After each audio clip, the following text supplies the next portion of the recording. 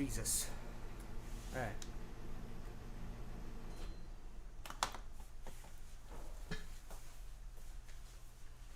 My mic is right up here.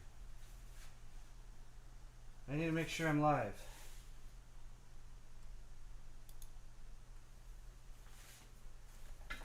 According to this, I'm streaming live to YouTube.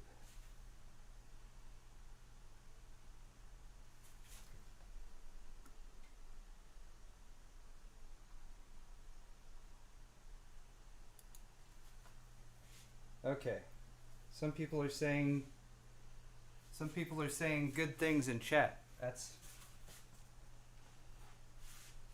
Oh, good God. That's all right. It seems to be working. Hooray. Hello, everyone. Welcome. This is a live build, and I'm a little bit late. Sorry about that. Considering what just happened seconds before I went live, I'm actually happy to only be about 10 minutes late. But this is a live build, so it's going to be a little rough around the edges. It's probably going to take a little time, usually maybe an hour to two, depending on how things go. I have a new case from Corsair that I'm showing off, the Air 740, which just was announced yesterday. And then I've got dual 1080s and all this other stuff. I'm going to go over all the parts, but I'm also going to double check and make sure everything's working properly. Wow, all right, it seems like things are working properly, so that's good. I do have a couple different like scenes that I can show you. So I will have the top-down view. Oh no, hold on. Mute.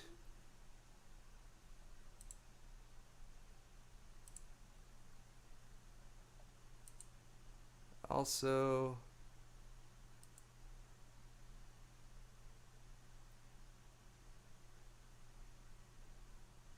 audio input. There we go.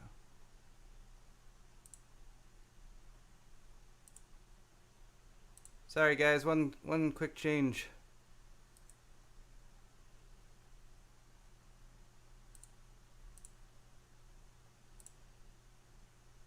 Alright. I hope that fixed things. Alright, can everyone still hear me? Let me know if you guys can't hear me. That's often how things go when I have to... So what happened right before I started was... I normally like to use OBS for these streams. However, I've only used OBS to stream to Twitch before, and getting it to stream to YouTube, which I thought was going to be simpler, just wasn't working. So yeah.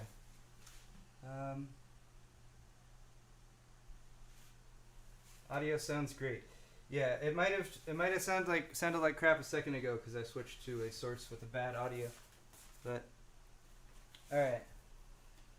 People saying sound is good. All right, so let's try to proceed with things here. Let's start off with a rundown of all the parts I'm using. So first off, for the graphics card, 2 of the EVGA GTX 1084, the Win cards. These are fastest card available outside of the Titan X Pascal edition right now. And I originally assembled all these parts, by the way, I originally sort of gathered together or planned out in the beginning of August in my August builds video. I ended up building this system a little bit later than I was intending to, mainly because Corsair hit me up and said, hey, do you want to use this new case? And I was like, sure, but it didn't launch until right now, so that's why it's a little bit delayed. Also, originally I had planned this build out with Asus Strix cards. I wasn't able to get those from Asus, though. They didn't have any available, and I couldn't hunt any down to buy, at least temporarily. So we're going with EVGA. It's okay, they still got the RGB LEDs and stuff. We're just not going to be able to use it with the Asus Strix software to coordinate everything, but we'll see how that goes. I'm going to do a follow-up video to this one once it's all assembled, where I'll do testing and all that good stuff. Pardon me, the memory is Corsair Vengeance LED. This is the new stuff they just announced at Computex. These are the white LED versions, so they got LEDs going across the top. So you can now get Corsair LED memory without having to pay for the Dominators. For storage, I have a Neutron XTI. This is also from Corsair. Very fast SSD. Yeah, it's about a terabyte. I'm actually not going to be installing the mass storage drives, the 5 terabyte drives that I parted out for this build in this system, simply because I don't really need them for the testing I'm going to be doing, and I also don't have them, and I didn't order them, so that's how that's going to go. But that'll have enough space to get the operating system installed and some games and whatnot. For the processor, picked this up yesterday, ran down to Micro Center. This is an i7 6850K, so Broadwell E.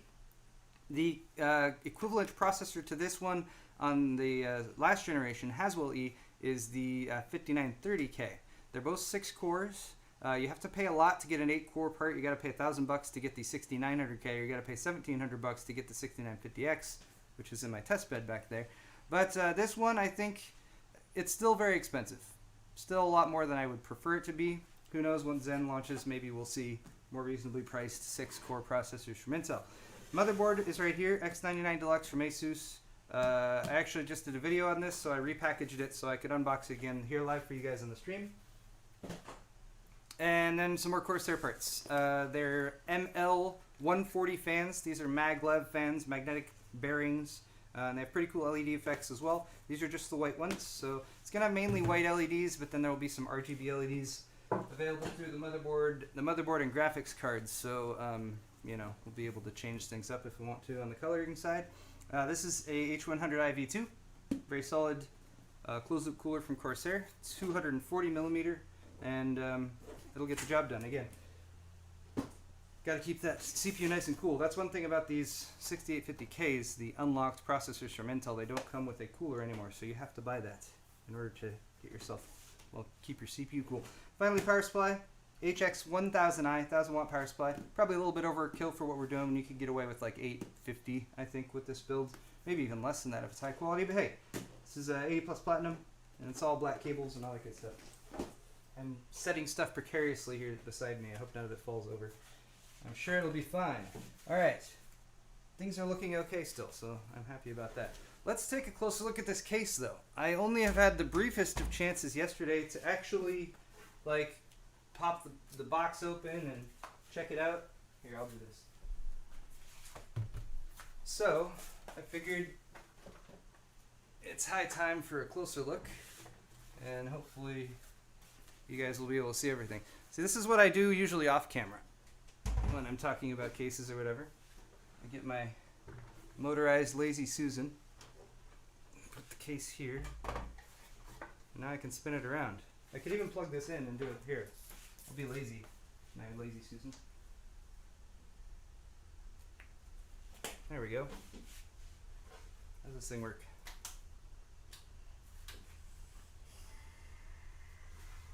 Ta-da! Look, and it spins around so nicely. Oh, wow, that's actually, I was worried that the top of it was going to be cut up when I did this. If anyone's wondering what this is, it's a Cake Master.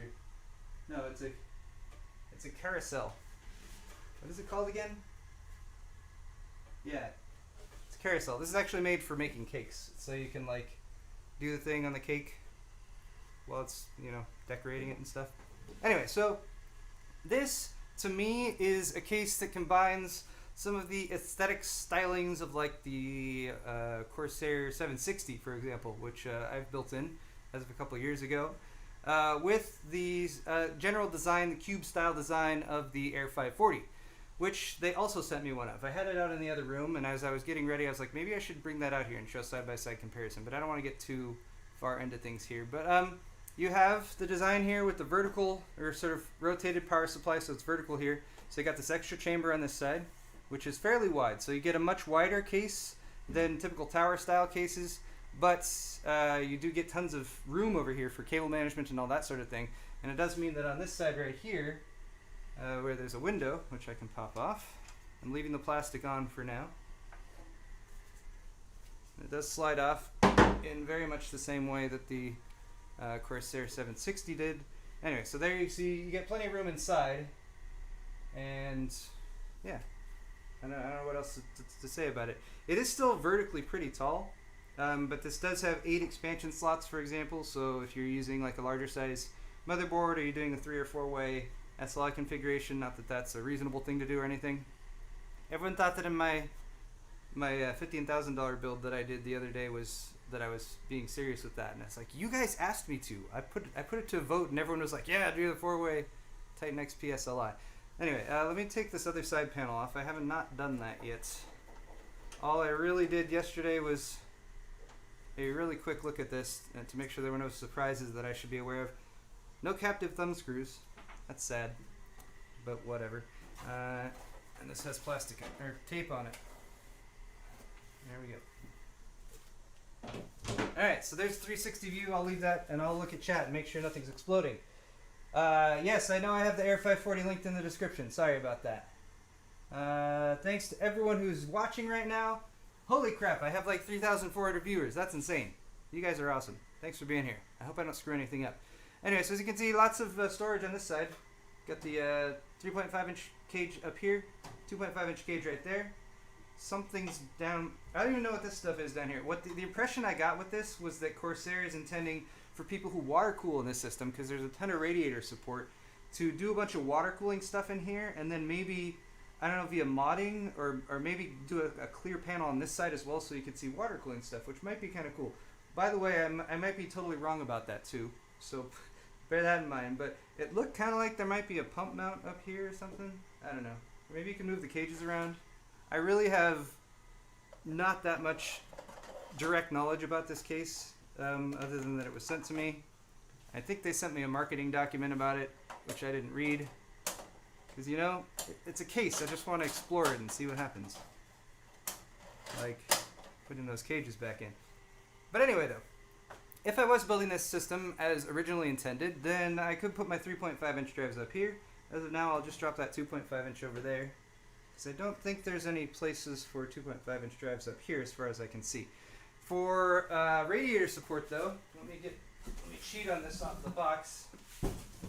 It is pretty good. Alright, so on the top, you can do a 240, a 280, or a 360. On the front, you can do a 280 or a 240 or a 120. And at the rear back here, you can do a 140. So what I'm going to do is the 240 at the top. I might go push-pull on that, although I still haven't decided. Actually, I'm probably just going to do push because I don't have enough fans to do push-pull. And I'm going to remove, I'll do two 140s in the front with the LEDs and then one 140 in the back with the LEDs. So, all that said, why don't I get started and find out where the heck I put my mechanical screwdriver. Hold on. No, oh here it is. Alright, I freaked out briefly that I had not put this somewhere convenient. Hold on, let me turn this off. Calm down. Okay. Anyway, you know, it would be convenient as if it has a Phillips head bit on the end.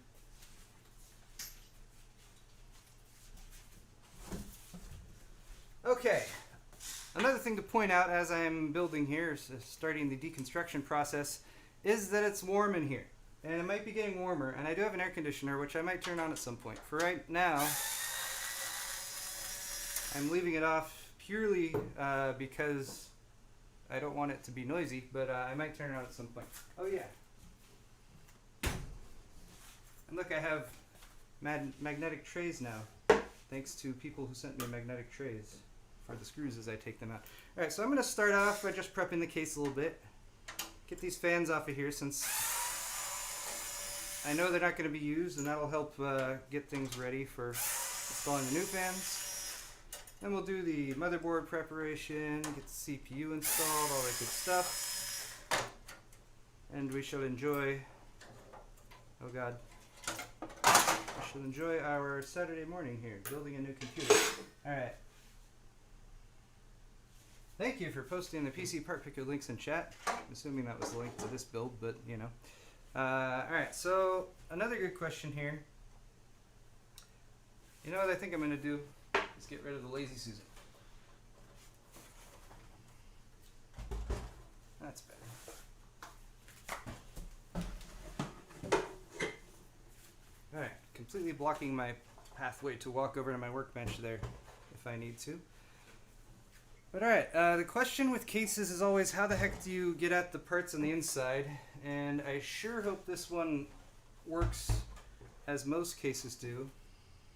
Nope, I'm wrong. Alright, that is a good question. Good question.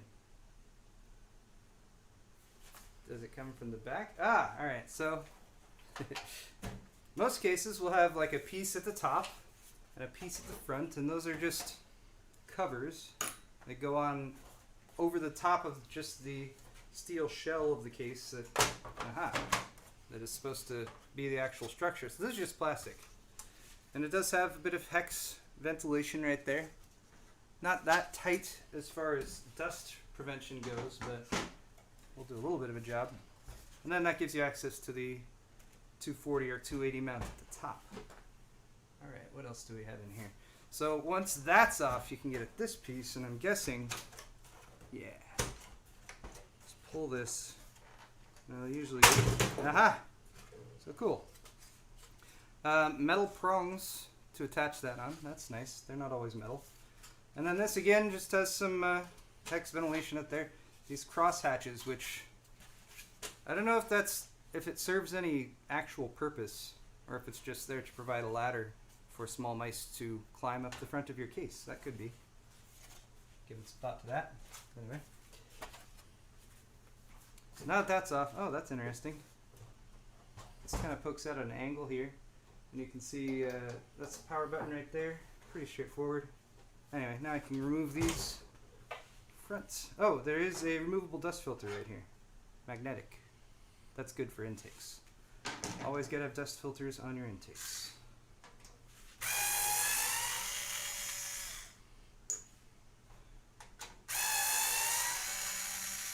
Now if I had a little bit more time before I started all this, what I wanted to do was set up something like right here. Like my laptop is over here. If it was right here, I could actually like glance at it and read chat, but at this angle I kind of have to turn around. Just not as convenient. I don't know what people are saying. Do a backflip. I don't know how to do a backflip. At least unless I'm in a pool. Alright. Here's a good question for you guys. The 140mm fans at the front of this case are on rails. You can't do 340mm at the fronts, but they are on rails, so you can adjust them up and down. So the question is, with those LED fans, which are going to show through the front of the case a little bit when the LEDs are on, do you think those should be positioned like right on top of each other, like that, so they're next to each other? Or you can like use the rails to space them out, you know, put a gap between them if you want. What do you think? Close together? Further apart? Somewhere in the middle? Anyway, I will glance at chat in a moment, hopefully, to see what you guys think of that. Alright, so pretty cleaned out in there as far as this side of it goes. I am going to, well, let's take this tape off. Let's see why. Wait, what? It goes all the way around. The tape is on the 2.5-inch drive cages to make sure they don't go everywhere while you're shipping. And these are the, oh no, this is the cage. Oh, it's one of these. Alright. So you can actually remove these. I'm not going to try right now because I don't want to break anything and I'm not positive how it's done, but these 2.5-inch drive bays, you just snap in the 2.5-inch drive from the side and it locks in place with a little clip. But these, since there's 4 of them stacked on top of each other here, you can actually pop these off one at a time. There's little clips, so you could pull like just one off of there if you needed more space this way or something like that, I imagine. So that's kind of nice, I guess. Modularity.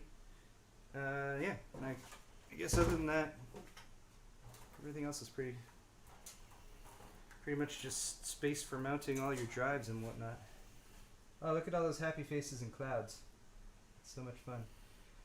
Sorry if chat's a bit of a mess for those of you who are watching live on YouTube. I don't think I have any moderators in there.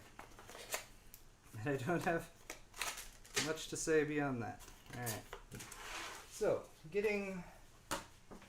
I think I might just do the power supply right now. Just while it's right here. Get that in there and taken care of. Make the case significantly heavier for me to lift and move as I'm doing things. But not that there's any risk of this system falling over to the side or anything like that, since it is quite wide. But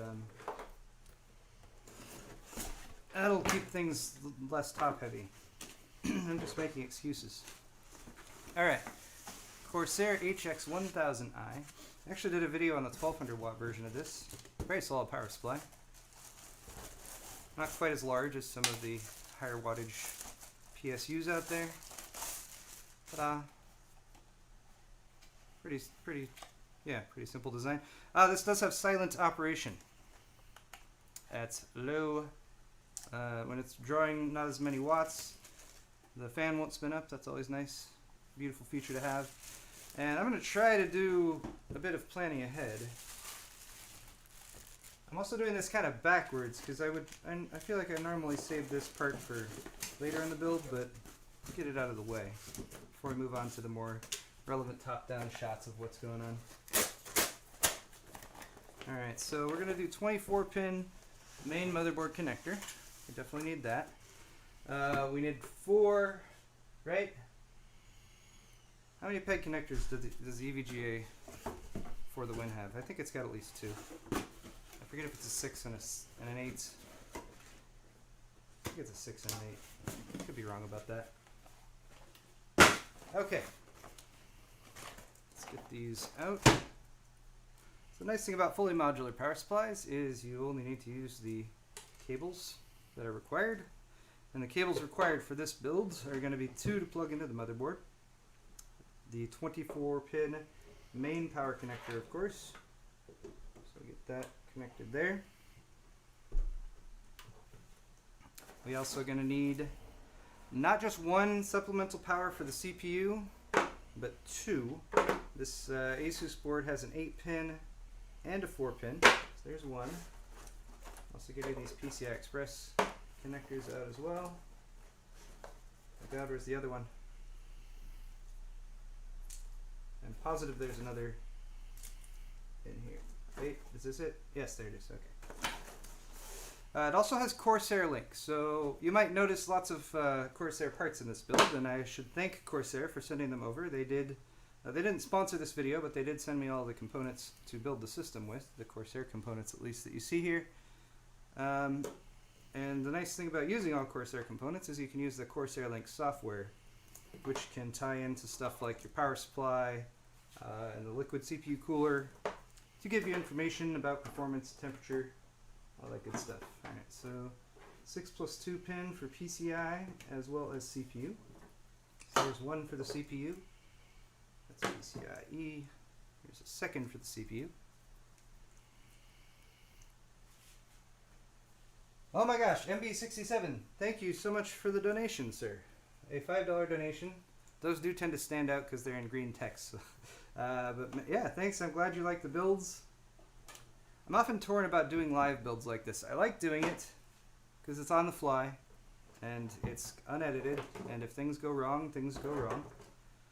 Also, hopefully this won't happen today, but you know, sometimes somebody knocks at the door and the dogs kind of lose their shit and go tearing out there. But hopefully that won't happen today. We have gardeners that come out front, and we even have confirmed with them that they will not be showing up. I was kind of worried, oh, what if they show up randomly in the middle while I'm doing it, and then there's, you know, leaf blowers and stuff going on outside, but they shouldn't be here today, so that's cool. Alright, here's 1, 2 more of these. Then the only other thing I should need power for, other than the 4 plugs for the GPUs, the 3 plugs for the motherboard, is 1 more plug just for the SSD. So I'm going to get all those connected to this first, because once this is installed here, it's not that difficult to reach. And I was building in the NZXT system that I did, I guess I kind of did that last month, but it was for the build a month and a half ago. And I installed it. I installed the drive first, and it had that kind of area down at the bottom. I installed the power supply first, I should say, and it was a little bit of a pain in the ass to get in there to connect up the rest of the connectors that I needed. Alright, so let's get one here for some SATA power. And I do not believe this case has a fan controller, to my knowledge. It does have a button for LEDs, which I'm not sure what that affects. I don't know what LEDs are built into this by default. Or is there some kind of connection you can install just specifically for LEDs? Power switch. There's an LED switch. Alright, so maybe you need an adapter to use that or something. I don't know. Maybe these ML fans will come with some extra types of plugs that I've never seen before to allow me to connect all that up. Who knows? Alright, so let's do this. The side. Hold on. See? I knew I was going to do this. Oh god. Yeah. Moving the light. Sorry, one sec, guys.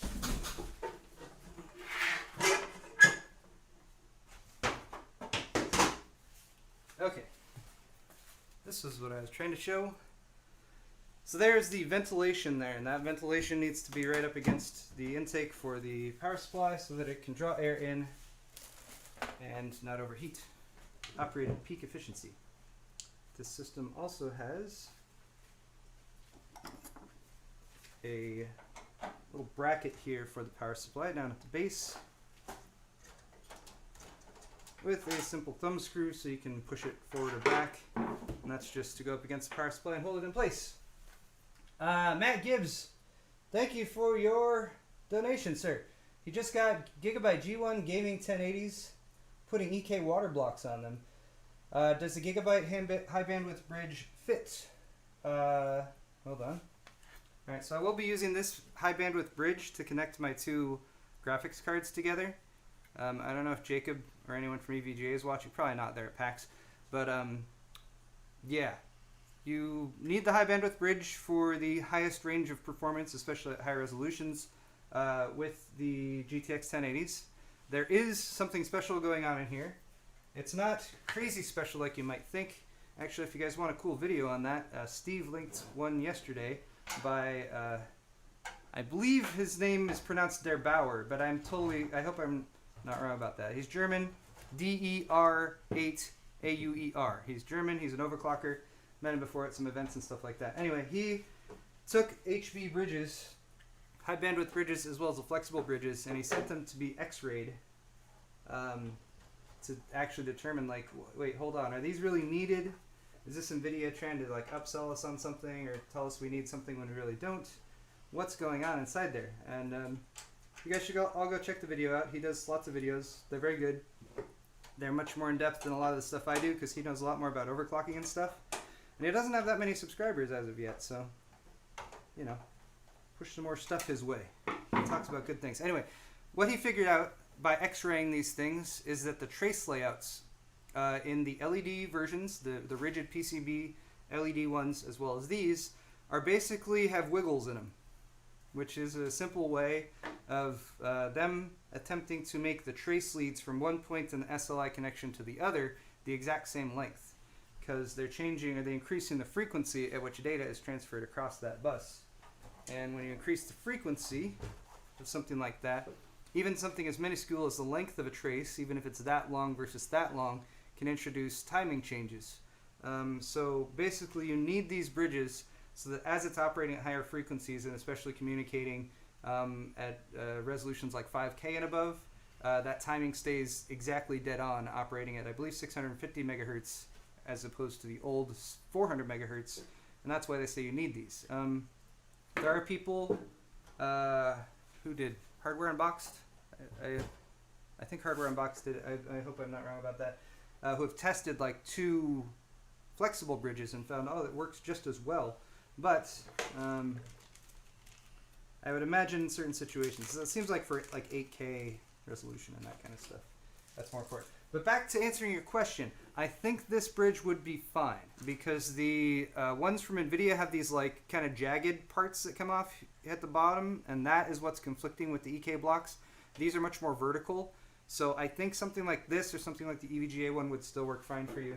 They did find that the, I think Jay figured out the NVIDIA ones conflict with the EK blocks when you put them on. The Air 740 has a software LED header to control the HD and SP fans. Alright, cool.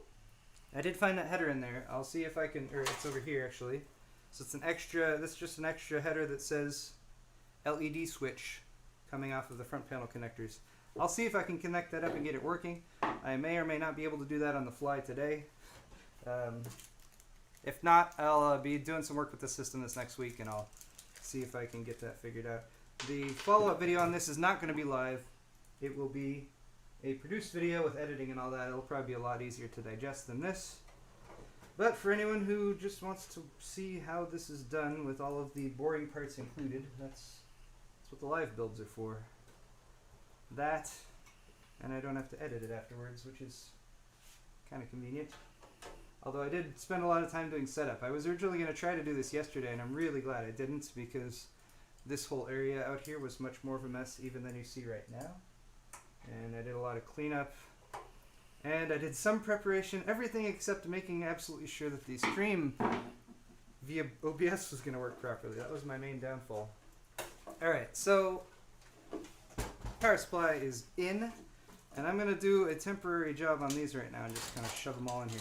This is the greatest benefit, in my opinion, of these big cube-style cases, is you just have this massive area right here where nothing really matters, and you can just shove it in, and you can't see it from the other side, and airflow isn't really affected here. There's no need for airflow. The power supply has its own. Hard drives. Hard drives up here might need a little airflow going to them, depending on how you have that configured, so I might consider that. What did I do with the side? Put it here. Anyway, let me pop this back on so I can work on the other side of this build without worrying. How does this work? Is that how this works? I don't know how this works. I'm confused. It's backwards. See, that's the other part that you get in the live build that you probably don't get in the edited stuff. I don't know. If I screw up, I try to leave it in from time to time. Depends on how actually humorous it is. If I'm in a good mood and I screw up, there's a chance that this might not want to stay on without the front pieces there to hold it in. Yeah. Right? Am I going crazy here? Yeah, I think that might be the case. Get it? The case? No. Terrible joke. Alright, well, I'll deal with that later then. Yes, Matt Gibbs, did I say thank you, by the way, for your comment and your donation? Much obliged for that. And yeah, let's just do this. Let's set it that way and move on with our lives. Alright, it's high time I switch cameras. No, that's terrible. That looks awful. Let's do this. I had it set up before so that I could do the overhead camera one way, and yeah, that's all the OBS stuff I had set up that's broken now. But I will, and I can actually control this a little bit to like zoom in and stuff. Crop my belly out. Alright. Oh, you know what? I did all that and then I never actually plugged in the SATA one. That's alright. There's lots of distractions doing live builds. One of them is just the vaguest attempt at keeping things organized. I got my tray though for the my tray for the screws and everything. Wow, it's an emoji war going on in chat right now. I'm not gonna involve myself in that. Okay, let's move to the fun part here, which is going to be preparation of the core components. That being the motherboard, memory, CPU, and then we'll get that installed, CPU cooler, and then we'll be like almost done. Moving along at a nice clip today. Again, I am not organized at all. I felt organized. I felt organized up until 5 minutes before this live stream started, and then I was like, oh crap, there's so much more I could have done. But anyway, I am unboxing the X99 Deluxe 2 for the second time. See, I repackaged everything so you guys could get like the real build experience of it's as if I've just bought everything for the first time. Alright, now there is extra stuff that I could install here, like accessories. They got like a Hyper M.2 accessory in there and some other things like that. I'm going to bypass that for now, again, just for the sake of moving along here since we're live and all. Although I do need a IO shield, whatever the heck that might be in here. This is a blessing and curse of getting something like the X99 Deluxe from Asus. You get a lot of accessories with this motherboard. Although right now, I just want to find the damn IO shield. Ah, there it is. There we got IO shield, and I'm going to need one SATA cable. Cool. That should be all I need as far as motherboard accessories. Place that back there. I'll clean all that stuff up later. Alright. While I'm here and thinking about it, let's go IO shield. Never forget the IO shield. How many of you have ever assembled a system and forgotten the IO shield? Ben Dover wants me to dab. How's that work? I think that's how it's done. That's all I got though. But thank you, Ben, for your £1 British donation. I believe that's about $1.30 US, according to the current exchange rates.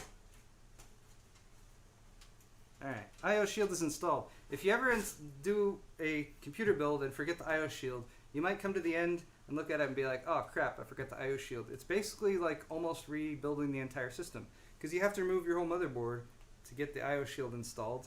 I did early on. I had one time where I actually tried to wedge the IO shield in between the motherboard, and the case didn't work. Just to keep things. That's the short result of that attempt was nope, not working. I do have trash down here. That's convenient. All right, so let's get the motherboard out of here. Like so. I'm going to just set this case aside entirely for now.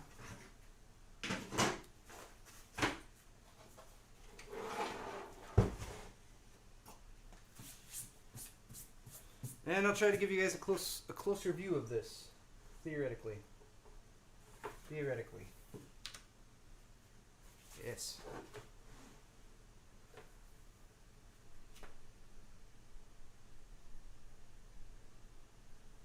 Oh, I love the GH4. Okay, so there's the motherboard. We need a processor. There's the processor. We need memory. There's the memory. That's what's going to go in right now. So processor. Look how tiny they make the boxes on these now. 6850K. You know what I should have is... Where'd that go? Oh, sorry.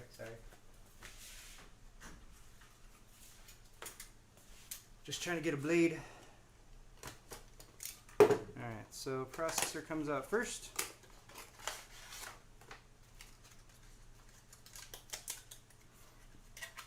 Six cores, 40 threads.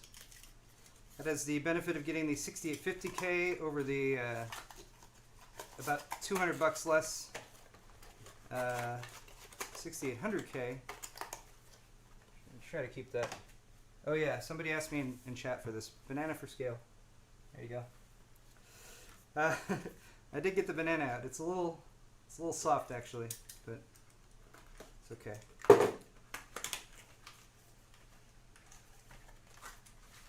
All right, here's our memory. It's looking pretty. I'm tripping over cables. Don't even know what they're there for. All right, so I'll move the banana. Let's get the processor installed first. All right, here's how processor installation goes. You have this plastic piece over the actual socket. That's to protect the very delicate pins inside. So what is a very common way to do this is to just leave that on for now. It will keep the pins a little bit protected. But you got two of these bars. I'm just going to push this one in. This LGA socket is designed so you push the bar in to release it and lift it up. There are some where you push them out to release it. I think most of the 2011-3 ones are like this though. Anyway, so the second bar goes up there. First bar will allow you to lift this actual piece up. Then you have the delicate socket which is there. These are kind of bright, aren't they? See if I can adjust ISO without knowing what the heck I'm doing on the camera. Nothing can go wrong. That's better. Yeah, that's better. Okay. Now we have our processor. See, very delicate socket. Processor's there. Processor has a gold triangle in one corner, which you probably can't see very well, but trust me, it's there. There's also notches on the top and bottom, which you can kind of use to eyeball to align yourself. There's also a triangle on the corner of the socket there. It's at the base. It's also usually on the cover itself. Triangle, triangle. So line up the triangles so you know where the corner goes. And then grip the socket or the processor by the side. Lower it down slowly. I give a very slight jiggle, just side to side a little bit. Don't want to push down on it. The socket will do that, and then you can go ahead and start closing things. You can leave this plastic piece on. I'm just going to pop it off right now though, because I can. One side goes down. Let me lower the one arm. Takes a little bit of pressure to push it down on. And the second one goes in, and now our processor is installed. Hooray! Look. Oh, come on, focus. There we go. Yay, processor. It's best ever. Alright. Now, I am not positive whether I should go for the memory, because I do have... Yeah, that's fine. Let's do the memory. Memory I'm going to install just because it's here and it's easy. Sometimes you can do the memory later. If you're installing like a air cooler, CPU air... Oh, those look kind of nice. I didn't get a chance to do a close-up view of these, but here, let's see if we can... There we go. It's not bad. It's got kind of a flat gray finish. Not shiny. I like the matte finish. Good job on that, Corsair. I have no idea if I'm keeping this in focus or not. Anyway, there it is, and then there's a LED across the top, which hopefully you guys will have a better view of once I get them installed. Alright. Asus boards almost, and actually most motherboards these days will use the outer bank of memory slots. That's just to give you, if you have two sets, or if you're not using all the slots, it gives you a little bit more space on the inner bank. It's a thoughtful thing of them to do. I forget when they started doing that. But yeah, we'll just line these up one at a time.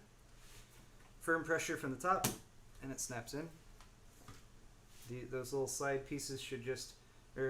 also, another thing Asus has been doing is the lower clips here actually don't open. They're fixed. Only the top clips actually open. Depending on the motherboard, though, you might have clips on both sides. Pushing down the clip should just bite in there and grab a hold of it, and then that means it's plugged in.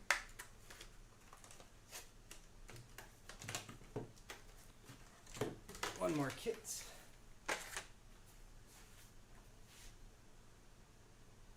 Also, there's a notch. Did I mention that? Look for the notch. The notch is slightly offset. That's how you know which way to put these in. They're not reversible. Alright, now we got memory. So there's our motherboard, which is set up and good to go for now. And lets us move on to actually installing the motherboard in the actual system. Right? Theoretically, that's what I should do next. Let's do... I don't know what to do next. I should read chat. That's what I should do. Linked Dust Productions says, love the builds. Quick question. I have an i5 4460. Should I upgrade to the 1060 now, save for the 1070, or will the 1070 have bottleneck? It's impossible for me to say directly what will bottleneck what with your processor and your GPU. It varies depending on what you're doing with it. 4460 is perfectly adequate for gaming right now, though. I think it'll be fine paired up with a 1060 or a 1070. Tough call on whether buy the 1060 now or save for the 1070 later. That's always a difficult choice. I'd say if you have something to work with now that's adequate, stick with that, save for the 1070. If you need a graphics card to start gaming, then get the 1060 and then, you know, wait 6 months and see what else. See how the marketplace changes or whatever. what other options you have. Okay, I will carefully set the motherboard aside and move back over to the case. This cables. Regretting my decision to do the cables all first. Okay, let's do some case fans though.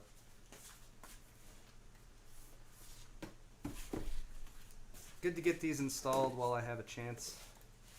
And I never looked back to see what you guys thought about where to install these case fans. Sorry, but I'll try to do that. My tips. I'm trying to give you guys tips. Install the CPU cooler backplate. Nice thing about building on LGA 2011 or 2011-3 is it comes with a built-in backplate. That's actually one of my, well, I really like the enthusiast platform from Intel because it caters to enthusiasts and stuff.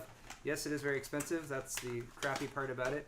But it's so much better building in a system that has, like, the built-in backplate is just so convenient for aftermarket CPU coolers and everything. So that's super nice. What else comes with this? Okay. Corsair with your ML140 Pro LED fans is giving you a couple zip ties and some screws, which I'm probably just not going to use because I don't really need to. Use the ones that I already took out, which I think are a little bit nicer. I'm blind. Okay. Anyway, I'll try to read chat. Looks like a lot of people are talking about Harambe, as they should be. He will be missed. People, if you can't put a PC part picker link, it's probably because links are blocked. I'm honestly not 100% sure how that is configured right now. Shows you how. All of my efforts were just in like getting everything cleaned up and getting the camera set up. The actual configuration for the live stream was left till later on. It's because I've gotten too accustomed to doing our live show. And our live show, like, you know, we've worked through some kinks here and there, but we got everything set up kind of how we want to. And we don't really use the computers that we use for the live show for much else.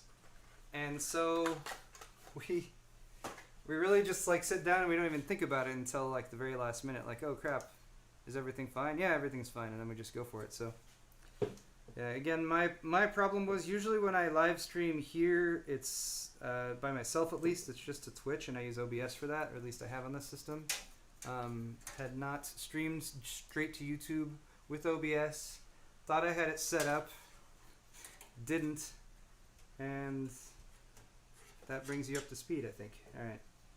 When installing fans, pay attention to where the cable comes out. Remember, you can rotate the fan 90 degrees or 120 degrees or whatever. And I just try to position that cable coming out to where I can quickly get it tucked away back somewhere else. In this case, you guys probably can't see. Yes, there you go. In this case, I am positioning it like so. So then I can take the cable and push it back through that top grommet there. Alright. I like this magnetic tray. I wish I knew off the top of my head who had sent it to me. Nope, wrong way. I do know, and I have the letter from him because he actually sent a couple, but I can't remember. So thank you, friend who sent the magnetic tray. He actually did it after the last live build I did, where I was doing the live build, rambling like I do while I do the live builds, and mentioned like I don't have one of those magnetic trays. And then like my PO box, like 5 of them showed up like a week later. That was cool. Okay, fan installed. One fan installed. Also got to pay attention to the direction of the airflow with fans. Simple way to do that is usually the intake is the part without the crossbars going across it, and the out, or the exhaust, is where the crossbars are. Although some fans will also put arrows on the side that indicate the rotation the direction of the rotation. So this one actually does have that very small right here. Of course, there put it basically one arrow direct showing where airflow is, which is that way, and then another arrow shows the direction the fan spin, which is that way. Anyway. Alright, so I'm not sure in chat if we decided. Wow, hello, by the way, to anyone who's watching live from the UK. I'm sorry when we usually do our live show that we're not at a time that's convenient for people in the UK. I'm glad that you guys are able to join us. Not like those filthy Australians who are probably all asleep right now. I'm just kidding, I love Australia. Alright, Nico Bowling says, thank you for your donation. One of the bearings on his MSI Gaming 980s fans is gone. Ooh, that's a good question. Can you repair it? Repairing it might be difficult. I mean, repairing a bearing fan is very challenging, especially a smaller one. I would contact MSI about that. There's a good chance you're still under warranty. You might be able to, if you talk to the right people in support, get them to like send you a replacement fan that you can install yourself, but you might need to just RMA that and turn it back in. If it's the fan failing to a bearing in it, that's definitely should be covered by warranty. Finally, Jeremy, thank you for your $2 donation. I wonder if it would be possible to make your own high bandwidth bridge for NVIDIA cards using length matching of the traces. I'm sure that's possible. I don't know. When you're a company like NVIDIA, like your concern is making sure it works for everyone, like across the board. So you'll often see very conservative estimates of like, I don't know, GPU frequency for example, because I don't know how I'm going to install this and you guys be able to see it. Because they have to be, well, most like NVIDIA GPUs, for example, can run at a decently higher frequency than what they tell you it will out of the box. They have to make sure to account for every single GPU that comes out and every single configuration, so they tend to be a little bit more conservative with their estimates. All right. So I'll tell you what, guys. I'm gonna do the fans split up. Everyone's fan grilling out. I'm gonna split the fans up. And we'll see how that looks. Because right now, like, if you put them both on this lower rail, you can get them. Well, you can get them pretty close. Actually, no. I'm gonna do it this way. I like this way better. Okay, I've decided. We'll do them on the lower rail. They'll be a little bit closer together. We'll see how things look. I don't think this would be a terribly difficult thing to change up after the build was done, because you just pop off the fronts, remove those screws, and then you could just shift the fan up and down if you wanted to.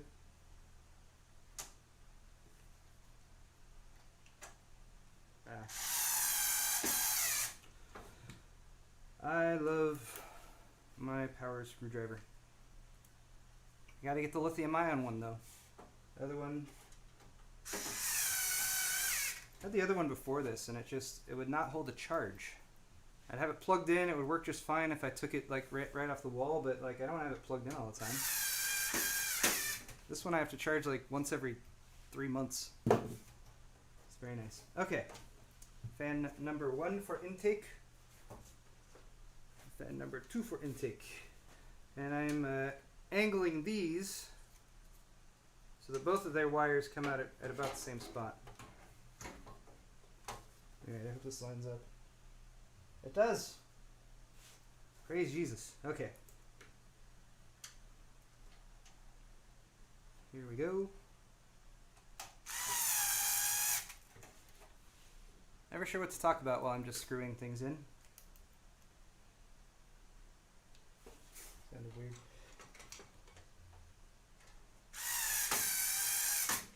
So what's everyone got plans Saturday? Lots of things. Oh wait, I have another donation. Min Kwan Kao. Sorry if I'm mispronouncing that. It says, I'm an Australian, it's like 4 a.m. By the way, isn't the case the 740 Air Carbide, not the Air 540? Yes, I did swap out the case for this. That's mentioned down in the comments. Actually, this build was specifically delayed. I was supposed to do this build in August, and it was delayed to September specifically so I could build in this case. And even though I parted the whole system out, sorry, I did not connect that properly. Even though I parted this system out like last month, I was okay to change the case simply because, well, one, it's nice to build in a new case and get, just get a feel for it and give people the opportunity to check it out. But two, it's a very similar layout and design case to the Air 540. It's still the cube design, the wider footprint. And I do have an Air 540, so who knows? I don't promise anything. Maybe I'll do a side-by-side comparison. Probably not. I have too much other things to do. Actually, I have 3 builds to do this month. Lots of builds. Alright. That goes back on the front. Oh, cool. Oh, nice. It's got little pockets that it sits in. That is nice. Keeps it a little bit sturdier. Okay. So fans are now installed. Ta-da! Does it look like a computer yet?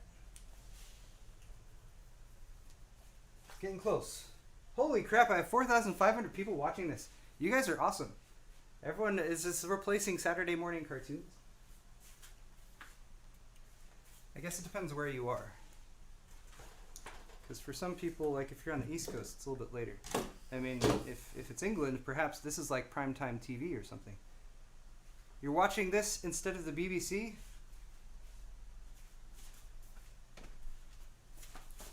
Alright, I guess I'll start, well... It is too bad that I can't put this other side panel back on without that top and the front being on this. I guess I could put the top and the front back on. No, I don't want to do that yet. If I put it back on now, I'll figure out some reason why I need to remove it before the build is done. Okay. Just wedge those cables down in there, they'll be fine.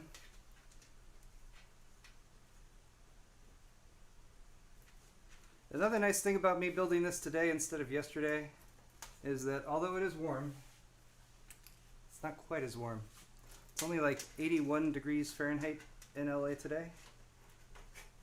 Just cooler by 15 or 20 degrees than it has been for a lot of the summer. Okay. Although the London trip I went on last month, I actually missed, I think, one of the warmest periods of the summer, so that was kind of nice. Alright, I'm just feeding these cables back here, getting them tucked out of the way. And then we're going to get the motherboard going. There we go. Hey, go in there. I said go in there. Okay. Alright. Let's give you guys top down again. There it is. It's very stable. So I could zoom out a little bit. Right. That's focus, not zoom. Okay. There's the inside. So our rear I/O is back here. And then you'll notice the standoffs here. So standoffs are very, very important. Never forget standoffs when you're building a computer. They're basically little spacers that give some space between where the motherboard is sitting, because the motherboard needs to be grounded in certain locations, and those certain locations are where the mounting points are, which, if you look at the bottom of the motherboard, even though it's not in focus, is 1, 2, 3, 4, 5, 6, 7, 8, 9. There are 9 mounting points, which means in here there should be 9 standoffs. 1, 2, 3, 4, 5, 6, 7, 8, 9. In this case, they came pre-installed, so good job, Corsair. This one also has this little nub version of the standoff. This one doesn't need to be screwed in, but that nub will stick into the motherboard when it's dropped into the case, and it'll kind of hold it in place and line everything up so you can get those other screws installed with the standoffs. Now, the one thing that I almost always do now before I make this installation, this next step of installation, is I try to make sure that I've double checked the standoffs and the screws that come with it for the standoffs, which are probably these. And they do give you an extra standoff in here, and that's for some of the different layouts that this case can handle when it comes to different motherboard sizes. But I just like to take one of the screws that I'm going to be using to mount, and a little standoff, and I just screw the screw into the standoff. Like so. Pretty boring, pretty straightforward. The reason I do this, though, is to make sure that the screws I'm using are the right threading for the standoff, because there are 2 different kinds. There's M.2, there's M3 and UNC 632, metric and imperial, and it's a pain in the ass if you get them confused, especially with motherboard standoffs. Okay, here goes the motherboard. Wait. Motherboard down into the case.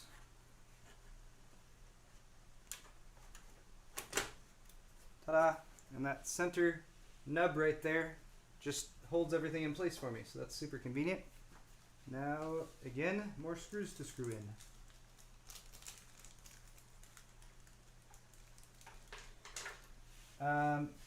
Wait, where'd my screwdriver go? The big one. Not the big one, I mean the real one.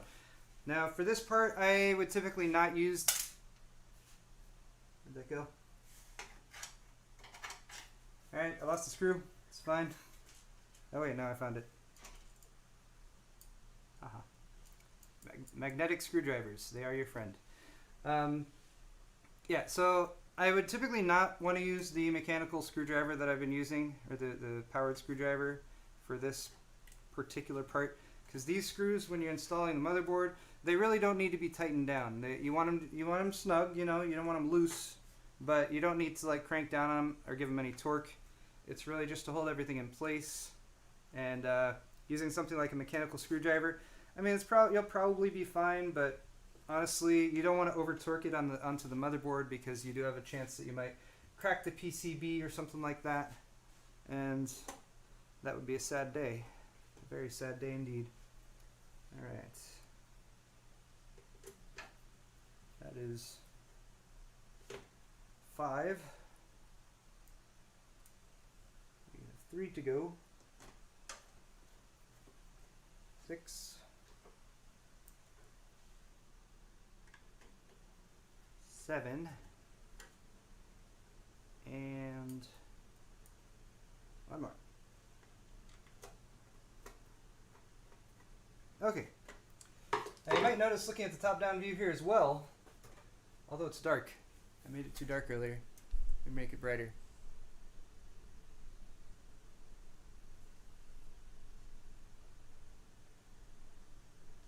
That's a little brighter. Yeah, so you might notice here there's a pretty good amount of space here. So that's part of, like, I guess kind of the nice thing about this case, but also the reason the case is so big. You have a good amount of space here below the motherboard, good amount of space here above the motherboard. Nice thing about the space above is if you have coolers, like a 240 rad like I'm going to be installing, gives you plenty of room for that, especially if you're doing push-pull or something like that. You'd have room potentially for 2 sets of fans and that cooler in between, or just a thick radiator. Also up front, plenty of room that way. Even room on the bottom, and there is again a 240 or 480 mounts. Sorry, 280. Yeah, 120, 240, or 280 mounts at the bottom as well. And then you got lots of these grommets for passing your cables through wherever you might need to.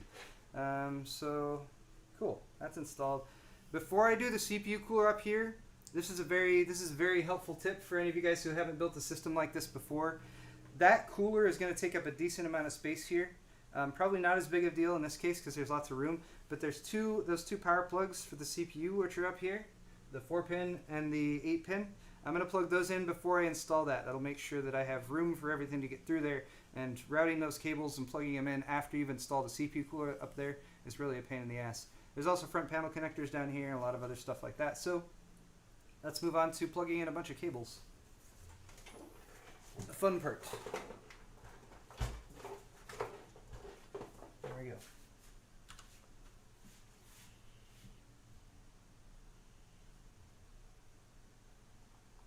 All right, I was gonna do modding in chat, but there's too much chaos going on in there for me to pick out any one person. It's okay. All right, so CPU and CPU.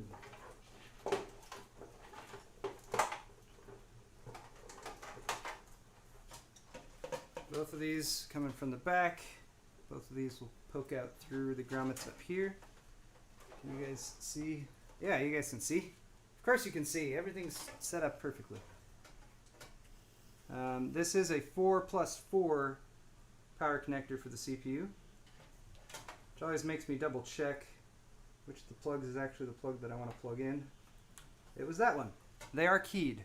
There's square plugs and little D-shaped plugs, and that will make it so that you can't plug in the wrong side of that CPU connector. if you do have a 4+4 like the one I just plugged in. This next one is just the 8 though. And since that's its own little block altogether, it snaps in like that. And then I'm just going to pull the excess cable back to make sure that I've got lots of room there for that cooler when it goes up on top. Alright, this is the plug for the fan. There are 2 CPU fan headers up here, so here's what I would start thinking about. Where are my CPU fan headers? Where are they going to plug in? Which one's going to plug in where? This motherboard has plenty of CPU fan headers in general, so I know I'm going to be able to connect them all. Just a matter of which one plugs in where. These 2 plugs right here are for a high amperage fan or a pump. So I'll probably want to plug in the pump over there. But I'll figure that out in a minute. Basically, I'm not going to plug this one in there is what I'm saying. Where should I route this to then? Chassis fan. Where's all my chassis fan headers? Maybe I will use that one down there. High amperage. Alright, let's do the high amperage one. That should be fun. This is a weird routing for this cable. I'll try to tuck it in so it's pretty.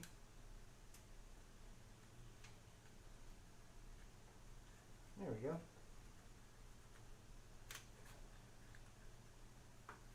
Ta-da! I don't know how much of that you guys can actually see.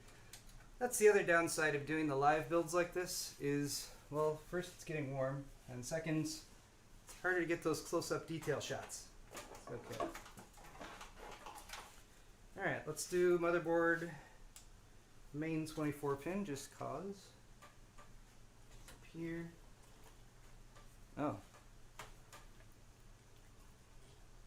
Well, that grommet that I want to use is kind of blocked by the drive cage. I don't know if I can. Oh, I can. Haha. Wait for it. So that drive cage is removable. I'm just trying to see if I can get it through there without removing the drive cage.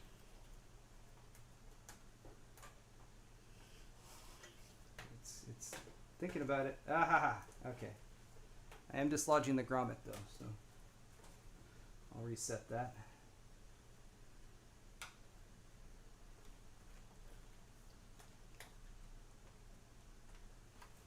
Okay, that's better. Actually, I would not have been able to do that if this wasn't a 20+4 pin connector. Some of them come in a full block of 24. Some of them, the old connector for motherboards before they added those extra 4 pins was just a 20 pin. And a lot of them are modular that way.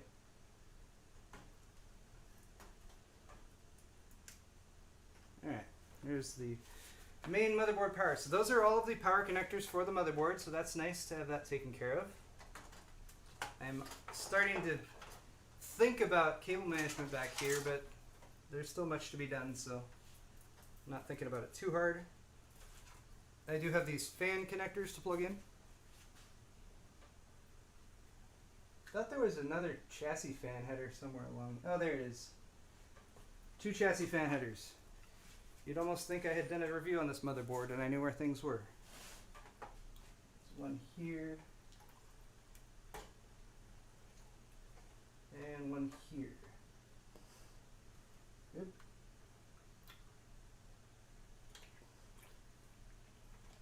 There we go. Alright, so those are the 2 fans from the front connected there. This fan here is connected right up there. Again, extra cabling has been pulled back behind the motherboard tray. And man, it's getting warm. I'm going to turn on the AC, guys, just for a moment. We'll see how bad it is. Let me know. It hasn't kicked in yet. When it kicks in, the lighting will dip down for a second. Austin, thank you for your donation. Oh, the fan grill is missing on the back fan. That's why everyone was talking about the fan grill. Thank you, Austin, for your donation. Thank you for commenting. And that's what you guys are talking about right there. Well, see? It's I guess a nice thing about doing live builds is you get people to tell you when you're doing stuff wrong. I'm glad I caught that, though. Thank you, Austin. Probably a bit easier to do that right now.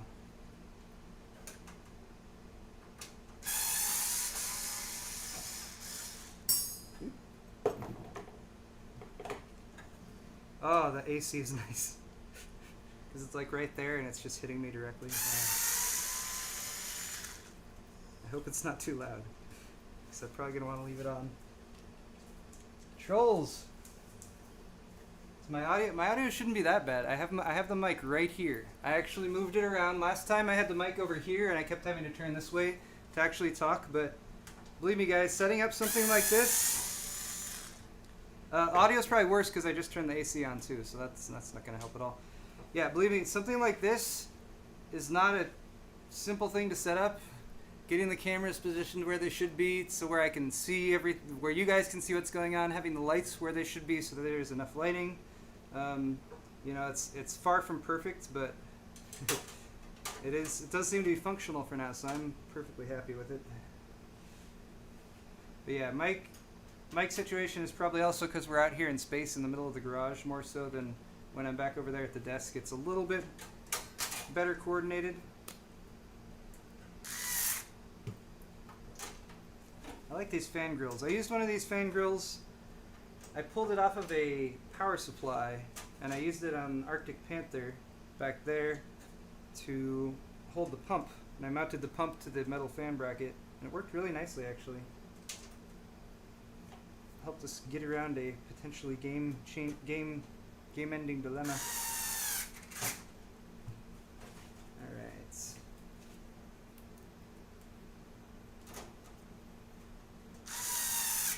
See, I thought you guys were making jokes about fangirling. I don't know. Yay! All right. Fan grill. Thank you again for the donation. Moving along, what's next? I don't know what's going on.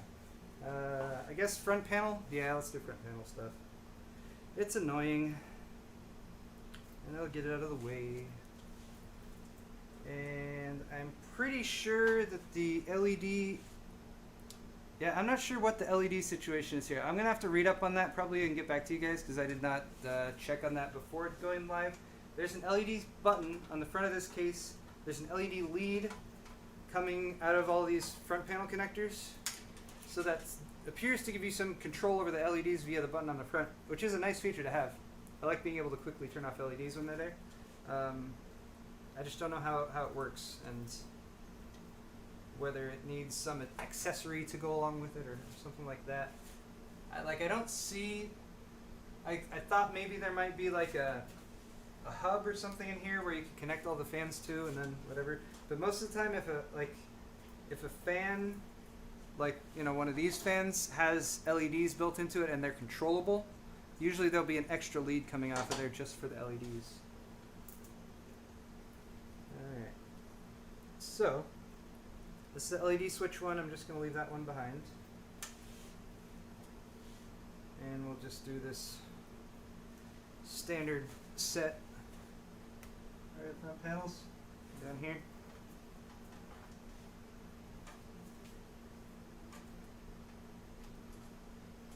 Like so. And on to the most annoying part of any computer build. I'm just crushing the cables over there, but I don't care. Here. You all can share my pain, maybe. I will say it's nice since motherboard manufacturers have started labeling the motherboard. Power LED. Plus. Oh.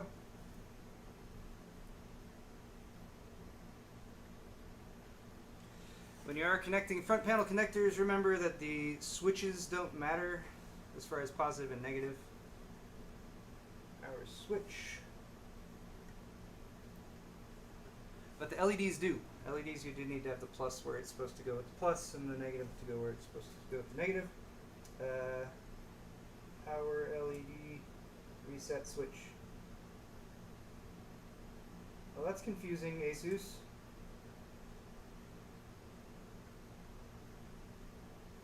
Ah, this is a shot in the dark. Hold on. Alright. I need the manual.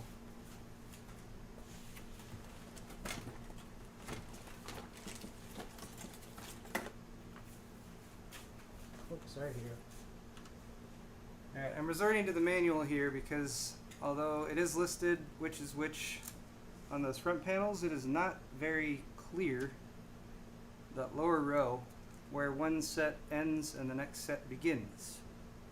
Come on, front panel connectors.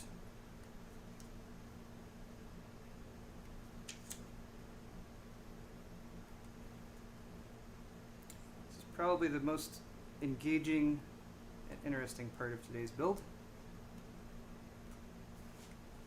Come on, Asus, where are you listing those? Analog. USB.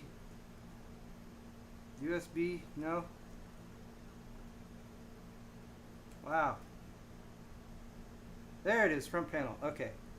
Aha, there's a ground and a reset and a no connection. NC. I'm glad I looked at this. I was guessing wrong. Okay. There's 2 pins for the hard drive LED.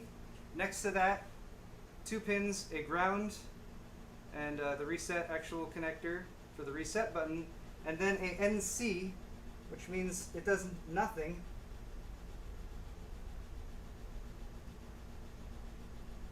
Right? Yeah, it does nothing. And then the LED, no. Is this upside down? Oh, you know what? It's upside down.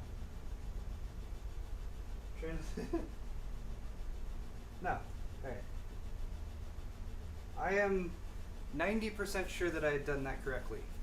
But the nice thing about front panel there's nothing nice about front panel connectors. If I got it wrong, then we'll know when I attempt to start this thing up. And however long of time that is. Alright. So there's front panels. Now I need USB.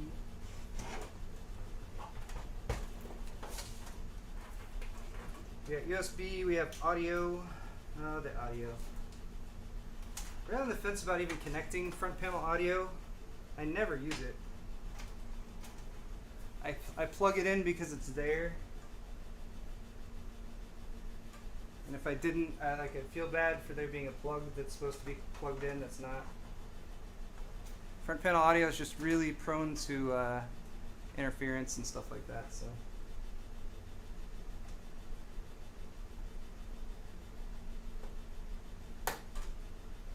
Alright, there's a massive USB 3.0 connector. Is there another one of those? No, there's not. There's 2, but they're down at the bottom. Okay. So, all that's left, theoretically, is getting that SATA drive connected, the graphics cards installed, and then a few more power connections. We're getting there. Oh wait, I forgot that audio. I'll do the audio. I will connect it, but I'm not going to like it. Actually, where is... Oh, it's all the way over there. Actually, you know what? Screw it. I'm not going to connect the front panel audio. Why?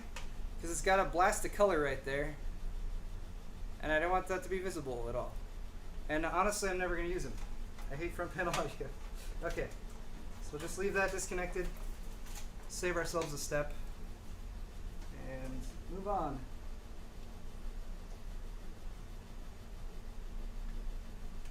Alright, got that peripheral power connector connected. Doing the SATA drive next.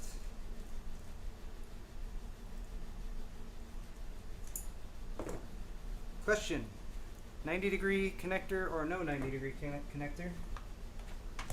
That's a good question. I don't know. I will use the 90-degree connector if it's appropriate, but often it is not. So I do like, there was a certain point in time when they started doing all 90-degree connectors on SATA cables. And I was like, no, you need straight ones sometimes. So they started doing this where they split it up. They'll give you, half of them give you all straight plugs.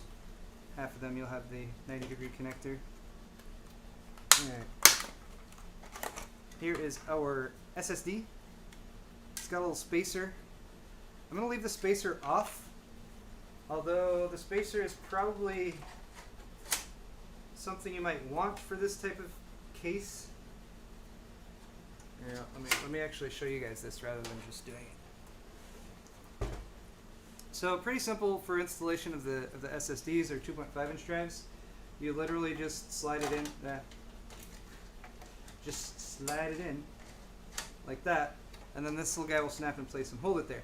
Now it's going to be hanging here loose, like it can rattle around, which isn't really a big deal for an SSD. Like I can just plug it in and it'll work.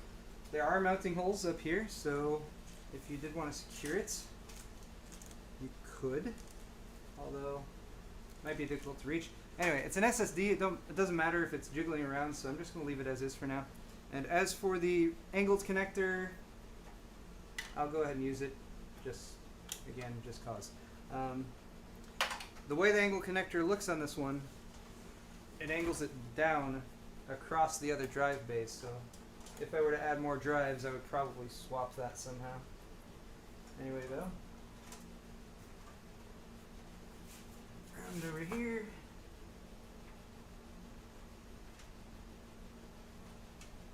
You know what? I'm going to do the upper one.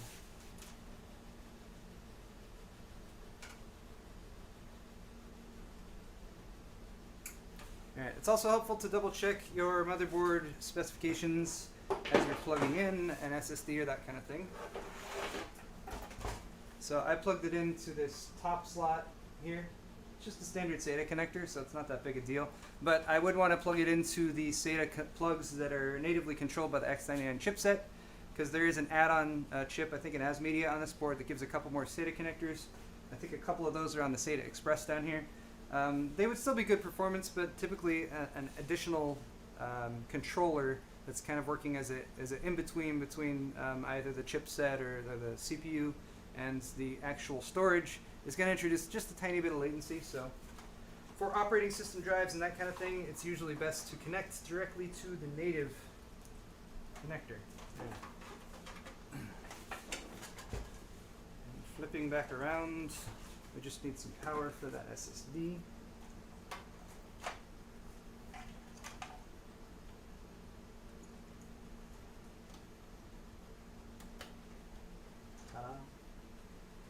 And there we go. Alright. So here are all my stinking connectors. Alright, so I'm on the fence about this. So each of these cables, this is for the power for the graphics card, has a 6+2 or an 8-pin, and then a daisy chain 6+2 or an 8-pin. And I don't like the daisy chains. I hate how they look up there. They're very visible right in the case panel window, the side panel window. So I might just try running these out straight and plugging just that end in. That's kind of what I did with the $1,200 build that I did last month. But again, we'll see how things proceed. Actually, getting the spacing right is also going to be important, because, yeah.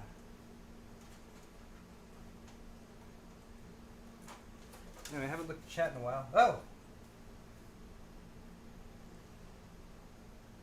I could try, but probably not.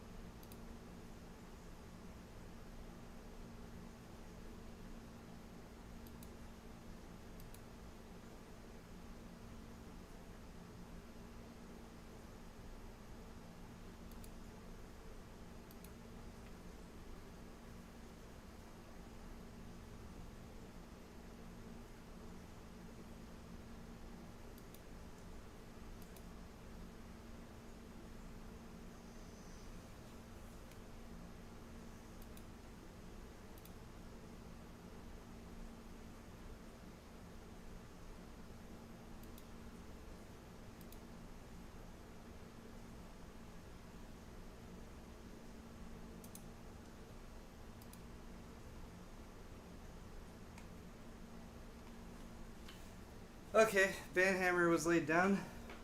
Sorry, it was indiscriminate. I was looking at anyone who's posting large blocks of anything in chat and banning them. So, sorry guys, but it's kind of annoying when people do that. Anyway, let's move on. Let's get graphics cards.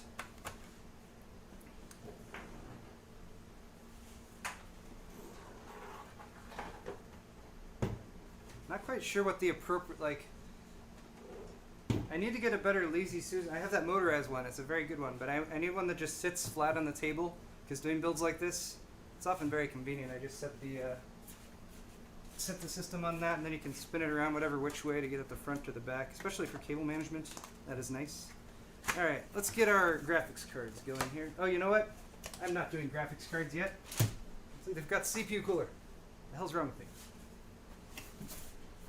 That's important.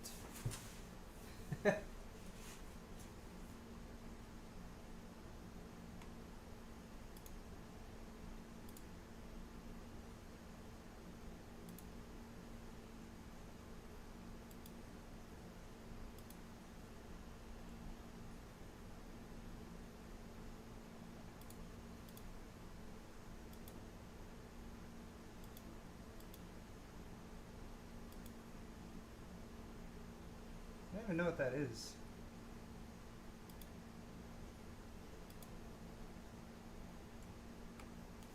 Okay, anyway.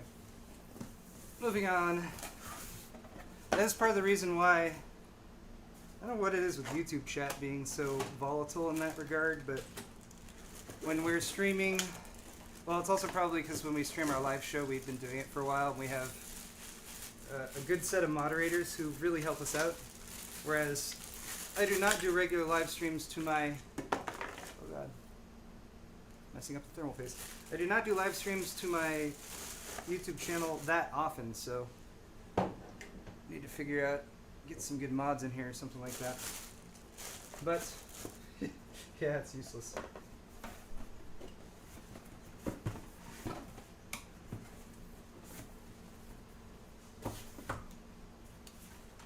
Anyway, though, all right.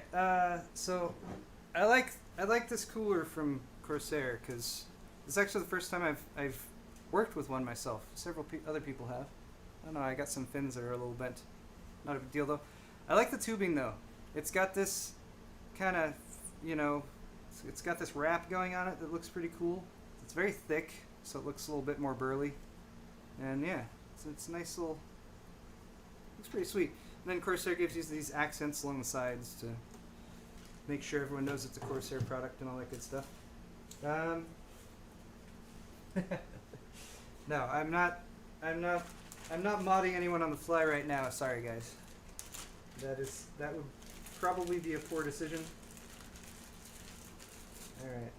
Now my real question here is going to be if I remember how to install this off the top of my head. Aha!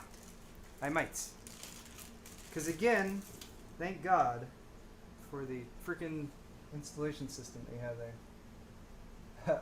Cody Man, again, thank you for the recommendation, or for the suggestion. I have a long-standing policy, though, which is that I'll never make anyone a mod who asks to be a mod. That's not to say you're not a legit person right now and you're not trying to help.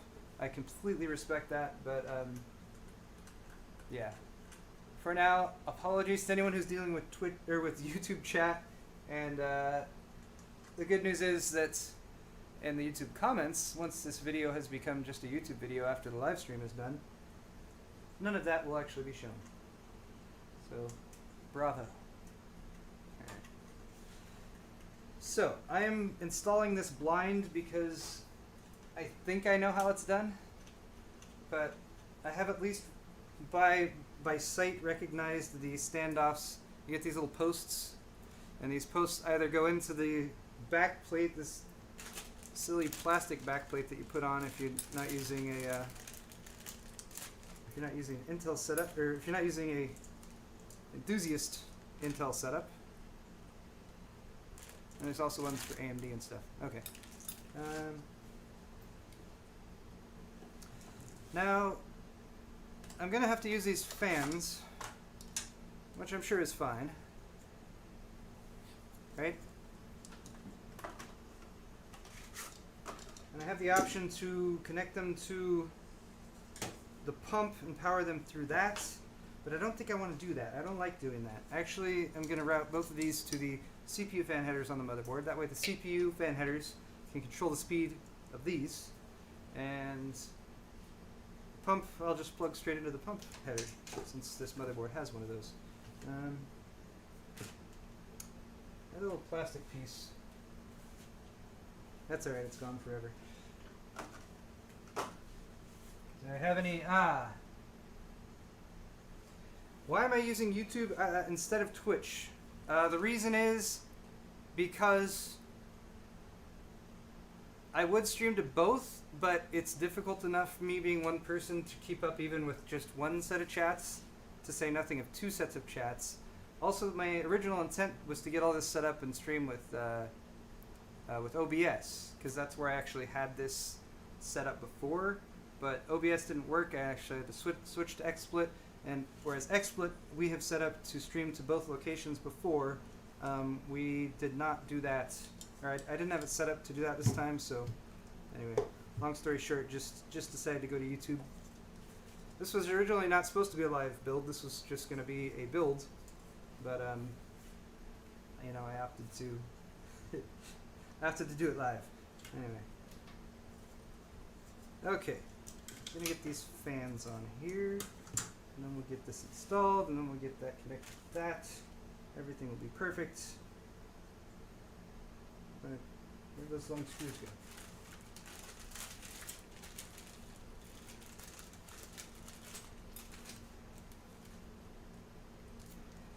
Yeah, the installation process for any computer is going to be significantly longer if you have an aftermarket cooler. That's just kind of how it goes. I don't know if there's a better solution for that. There's still no good like aftermarket CPU cooler that's come out that I look at and I'm like, yes, that is how aftermarket CPU coolers should be installed.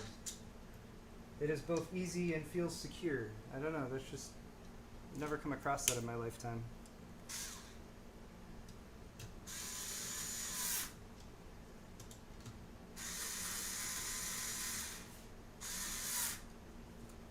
Two.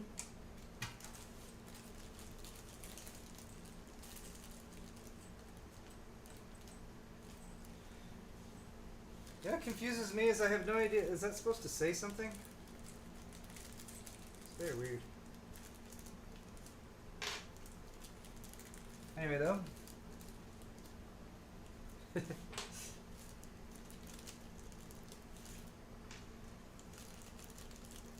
Trying to get the proper number of washers. 1, 2, 3, 4, and 1 and 2. Does anyone else ever have difficulty figuring out where washers should go? It's like, unless I have the exploded view, it's like, oh, screw washer thing, another washer, and then the thing. I was like, wait, the washer, where should the washer be? Anyway, in this case, I'm putting it on the outside. I could be wrong. It's okay though. Oh, there it is.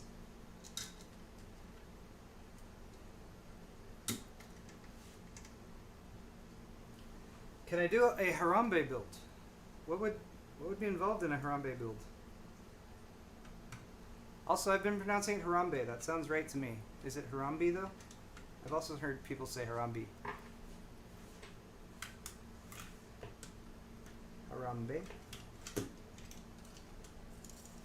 Alright, setting these up to push. This is not the most practical setup for these. I mean, it all depends on how far down the road you're thinking.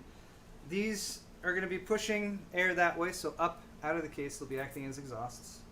The idea here is to theoretically have negative airflow, or I'm sorry, positive airflow, or positive pressure inside the case with all the fans running. Although it's hard to say. I got two relatively unblocked 140s at the front, one relatively unblocked 140 at the back.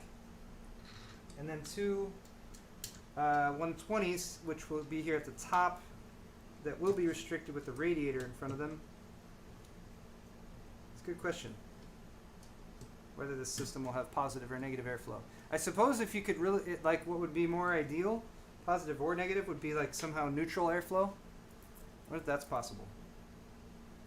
Somehow, with all the... How would that even work? How would you measure that?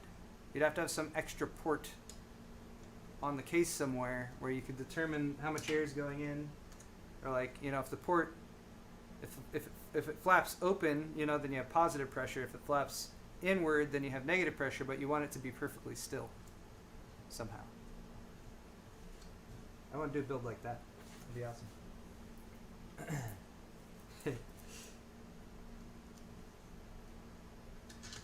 Alright, what time are we at here? Is it really 11:45? How long have I been doing this? Time has slowed to a stop for me. Confused, getting thirsty. Hopefully I'll be done in time for lunch. That's my main goal. Alright. Ta-da!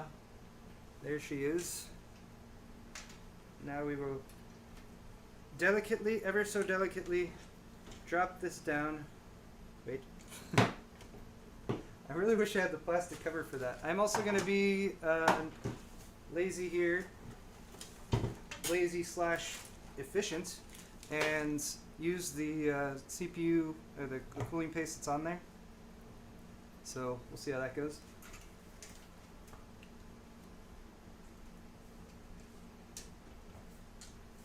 Getting those cables tucked back. Dropping this down like so. Looks like there's room. You guys can kind of see what's going on from the vertical view. I had my other view going before I had to switch over, and that was the top-down view with the other view with me in the corner, and I wish I still had that. These are case mounting hardware. Right up here.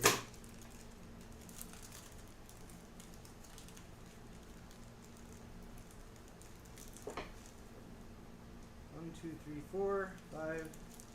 Oh look, exactly 8 of these. That must mean that they're the correct ones to use. Alright. Man, I thought it was almost done, and then I'd forgotten about the CPU cooler.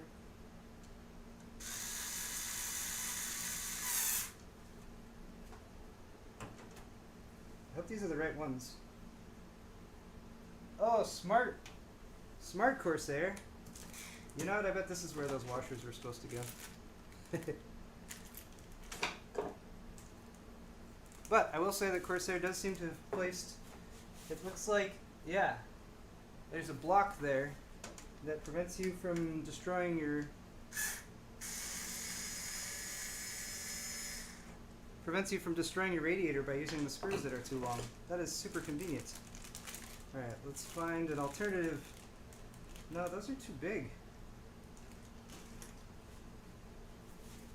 Did I lose something?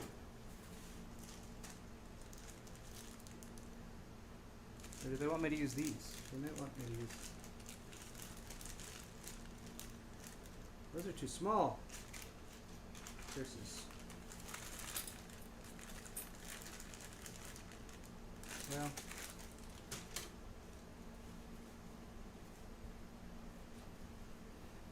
How much for this case? I actually don't know off the top of my head.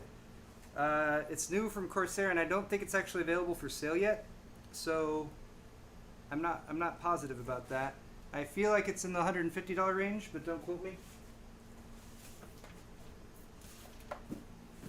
And I may or may not need to find some replacement screws for this.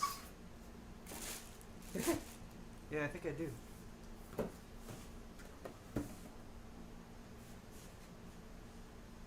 That or Corsair's.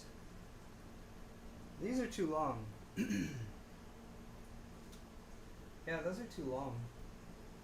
I would not want to even risk that. Do you know what to do, Corsair? Help me. Tell you what, I have 2 short ones. I can at least get it mounted in place. And we'll proceed from there. Just problem solving one step at a time.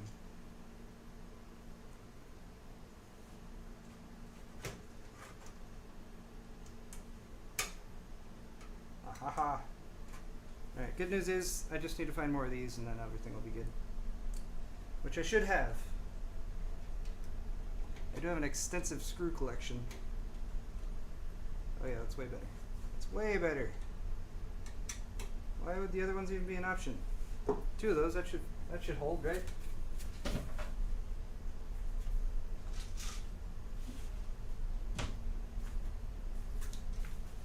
Alright. Don't tell Corsair this is a Fantex accessory box. Sorry. I'm sure no one will let them know. Alright. So this is why whenever I build a system and I have like leftover screws and stuff like that, I never chuck them. I just put them in my big box of screws and stuff, and then in the next build they come in handy.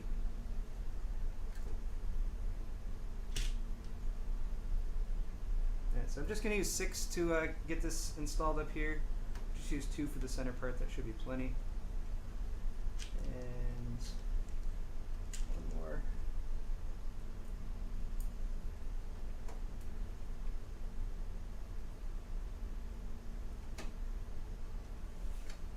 Yeah, one thing you should always keep an eye on if you're mounting a radiator like this is always try to use the screws that came with the radiator if you can. And again, I'm not sure if this is just me being confused because I have lots of stuff going on here and I set it aside wrong, or because I was supposed to have I was probably supposed to have the washers here, but even with the washers I feel like they would still be a little on the long side. But yeah, if you're screwing into a radiator, it's got these channels that go up and down. There's the fins that go in between, and those can get bent or whatever. I mean, you don't want to, but that's not a huge deal. The lines in between, the horizontal lines that you probably can't see, but they go. Those are the actual channels with fluid in them. If you screw a radiator, or if you screw a screw into one of those and puncture it, then the radiator's dead. Like, it's gone. So that's something to keep an eye out for. Thank you for the spam in chat. You guys are awesome. Let's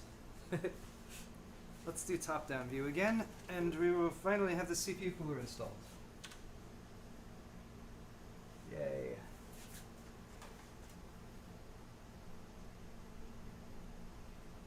Okay.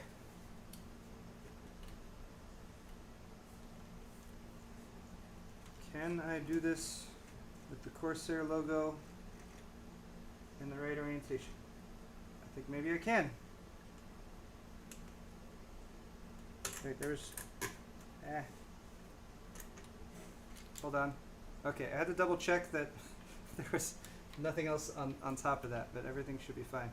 Alright, so I'm doing this.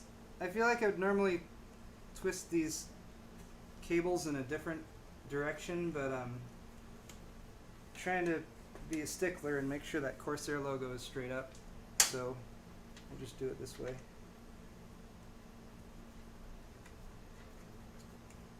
Not tightening these nuts down yet. I am simply getting them on all 4 corners. And then I will try to do the corners opposite one another. Okay. Where did my remote go? Oh, there it is. I turned off the air conditioner. We'll see how long I last. Okay. Oops.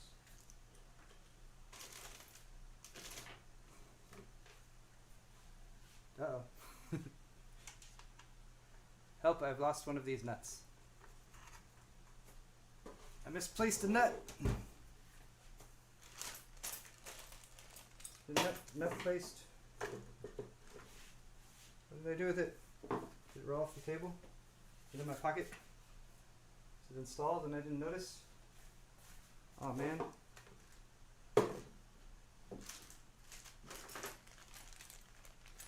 Do you guys see it somewhere and you're not telling me? Wow. I don't even want to look at YouTube chat right now. It has been taken over. Ah, there it is. rolled under the case. Okay.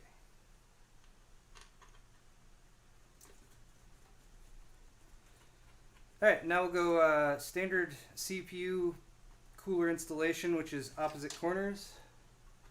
And I'm just tightening, since I can do both corners at the same time, since these are thumb screwable, I'm just doing that.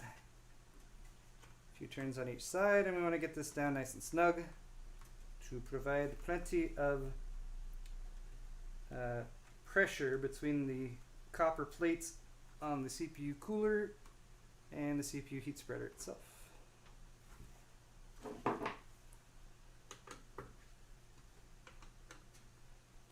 Give them all a final turn with the screwdriver. And that's nice and snug. Okay. Now this has a single power plug. I'm going to try to route this over to the actual pump connector. Can I go under this? Oh, that's sneaky. Don't try this at home, kids. I do not know if this is recommended or not, but I routed that cable underneath. Oh wow. This is strange. Look at that cable management there. It starts out over here. I tucked it under there, and it pops out here. It sneaks here underneath the the memory, and then right over here to this fan header or pump header.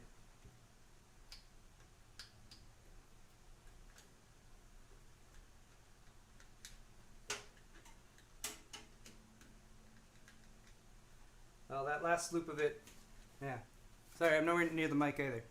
This last loop here I had a harder time tucking in, but it's okay. All right. Next, these, I'm not even going to use these, so I'm just going to tuck them back out of the way.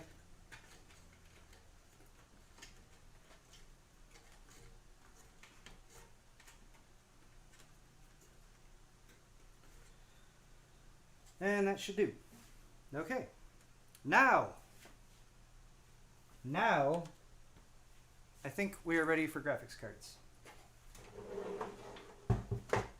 Praise be to Allah. All right. Graphics cards. At this point, I should give a shout out to Kyle, because one of these is his. I did, again, contact ASUS because I wanted to do all ASUS stuff in here with the X99 board and Strix, because they have their Aura lighting software, which allows you to control it all, and I wanted to try that out, but alas, they didn't have any available for me. They all got sent out to other people, so I might still do an ASUS GPU review in the future, hopefully, but for the purposes of this build, just wanted to get it all together. And these EVGA for the Win cards are no slouches in the least. In fact, I believe these just won like Customer Choice Award on Newegg or something like that. Hatarenko, thank you for your donation, and thank you for the hearts. Right back at ya. You can tell which of these is which, because I boxed mine up a lot better than Kyle's.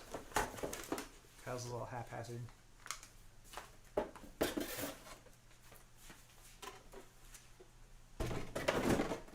Alright, I'll clean all this stuff up later. Uno.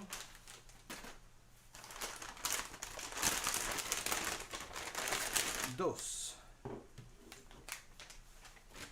Wow, this is definitely mine because I put all these covers back on and everything. See, Kyle's has nothing. I haven't put the plastic back on the back plate. That's silly. Alright. Yeah. What do you guys think about these SLI covers? You keep them on or you take them off? I'm always on the fence about that. Kyle's has weird stuff on it. It's like dusty. There's strange foreign markings. Hold on.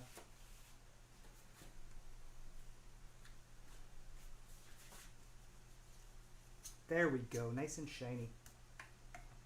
Okay. Do mine in the top slot, I guess? Oh wait, I gotta remove these. I feel like we're in the home stretch, guys. I was anticipating this build would take 1 to 2 hours, and I think it's coming up on 2 hours sometime here soon. But I'm happy with everything. Here we go. The Asus board provides single slot spacing, or, well, yeah.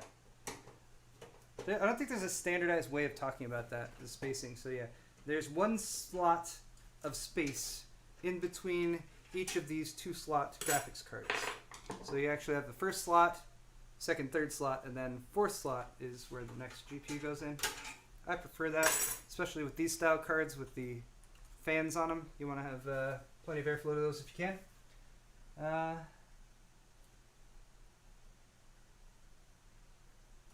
Alan Warwick, thank you for your donation. He's used the H100 IV2, and he says if you flip it so that the tubes are back here, it's a little bit more natural, which I might do.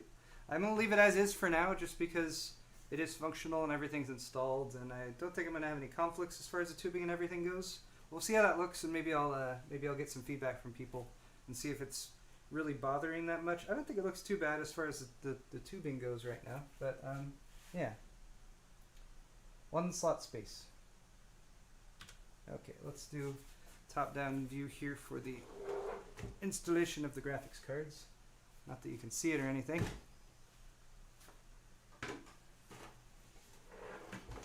That's better.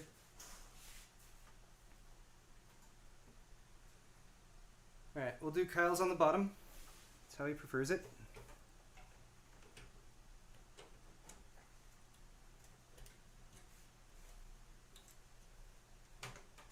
Okay. You know, I've noticed with these steel reinforced slots is they don't give you quite that like snap in, yeah, it's installed feel. Take a little bit, it's more just like it slots in there and then you kind of seat it a little bit, wiggle it around, flip it and reverse it or something.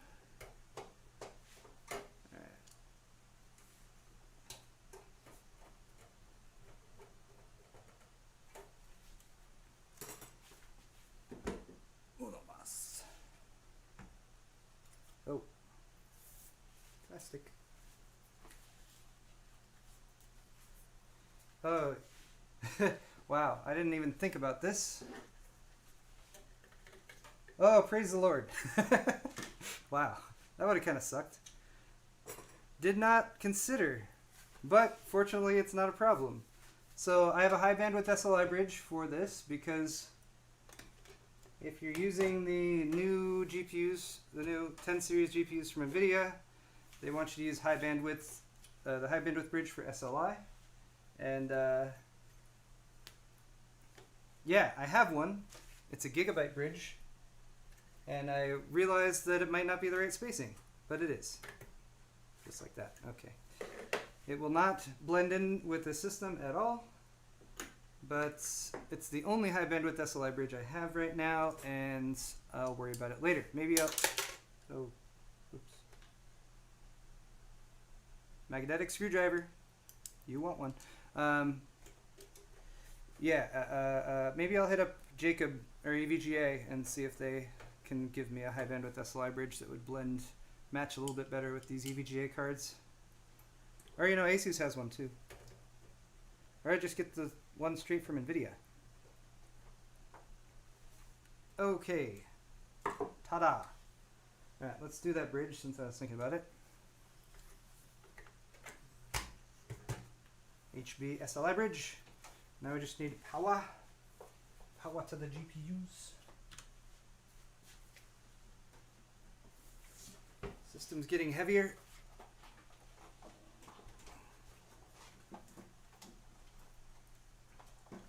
Alright, I kind of waited on this because I wasn't sure where the best place would be for these to pop out. I guess I have 2 of them right here. We'll do that. I'm going to do just above each card. We'll come up in the back.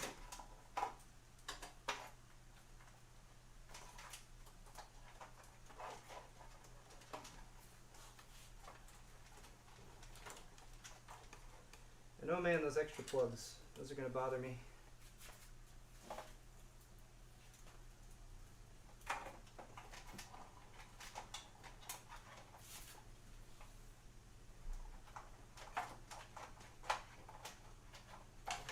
Uh-oh.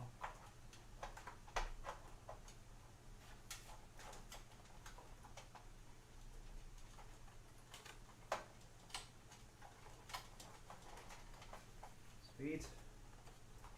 Wait, no. Not sweet. Come on. Stop it.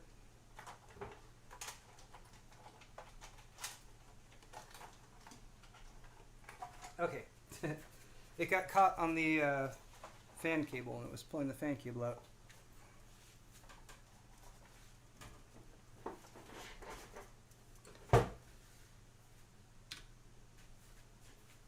Final part.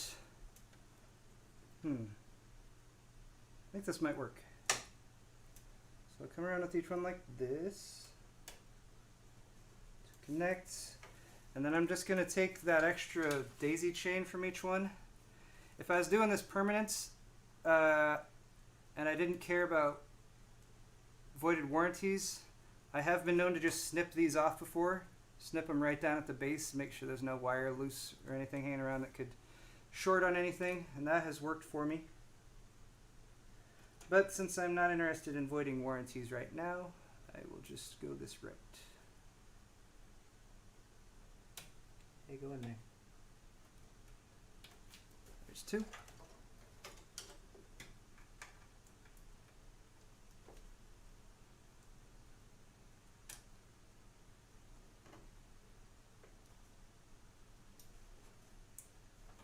Three.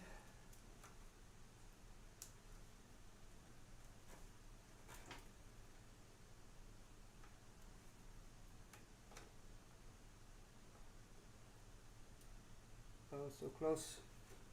Why are you being like this? Don't be like this.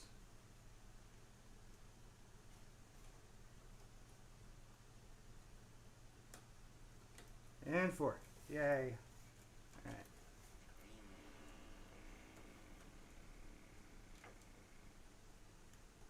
Did anyone hear that?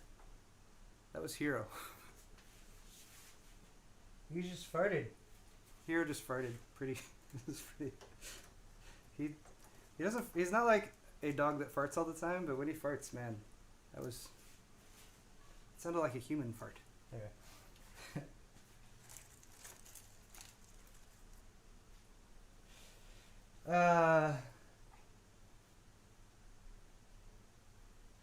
Rob Woodby, thank you for your donation. Can I stream more at this time? I could try.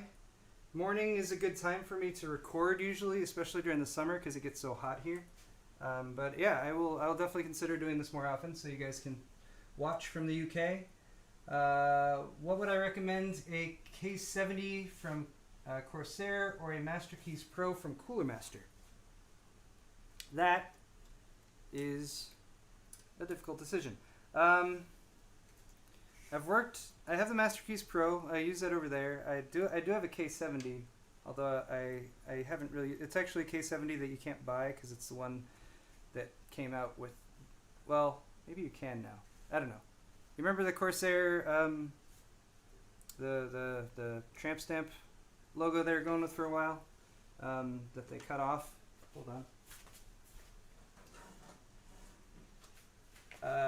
I had one during the tramp stamp logo era that was actually right as they were starting to create that, so they made some that didn't have the tramp stamp logo, and I've got one of those. Anyway, point is, they're both good keyboards. I would say this. The nice thing about the Master Keys Pro is you can control it all with the keyboard itself. So once you figure out how to like do the commands and whatever, you can just punch it onto the keyboard. You don't need to look at software or anything like that. So that's kind of nice because you can, means you can take the board on the go and that kind of thing, and it will still work.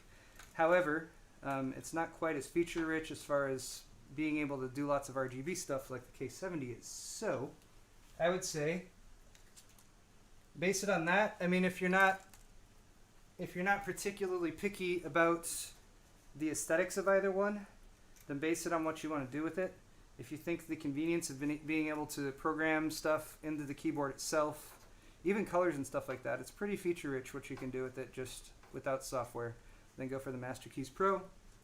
If you want to be able to do more stuff via software, Corsair has much more well-developed software, but it is a bit confusing to use. I haven't used it recently. I don't know if they've made any changes to it or anything like that, but that would be my advice on that question. I hope that helps. All right. I think these are connected. This is not ideal. I could do more stuff to that to make it look nicer, but you know what? This is all together. So why don't we do the next bit, which is first making sure that cables are managed more or less, which, sure, this, oh, you know what I haven't done? Oh, crap. That's a miss. Oh, thank God. All right, there's still room. I never plugged in these two fans for the H100i. Hold on.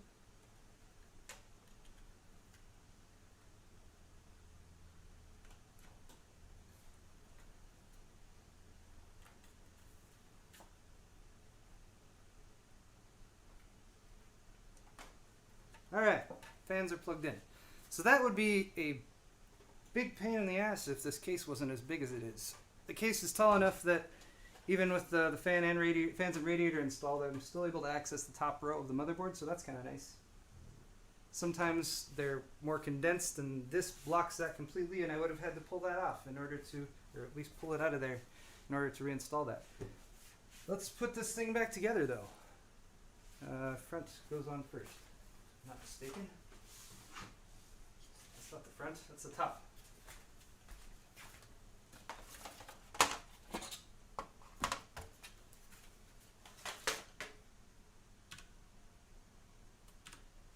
I also realized I never switched the camera back. Sorry about that. Alright, here's the front. Front does not go on the back, front goes on the front.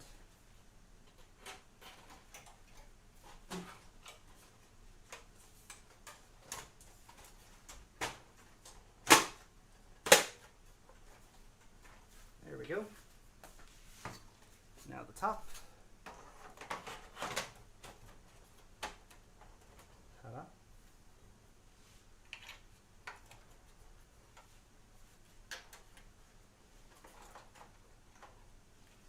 Now, if you guys want to see my cable management, it doesn't exist.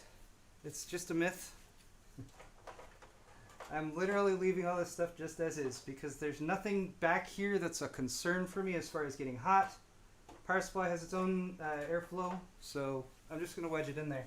Again, my plan is to do more, a little bit more work on this. I'm going to do a follow-up video where I do some testing and everything. So for that, I might make some changes or move some stuff around or whatever. But since this live build has already gone about 2 hours or so, yeah, it's just about the 2 hour mark right now, I believe. I should probably proceed. I've also just now noticed that taped inside this side panel is another another mesh. It goes on, yeah, wants to go on that way. There we go. So yay, another mesh intake cover for the power supply. That's also nice.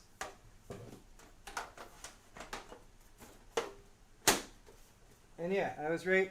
The front side of this side panel is completely held on by this front piece of the case there, so it won't go on with that front piece off. Thumb screws.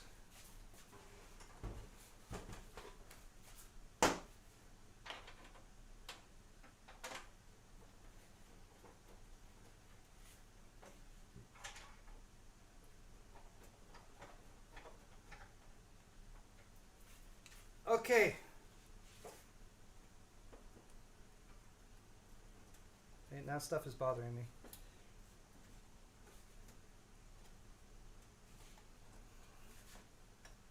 Whatever, it's fine. God, it's heavy now.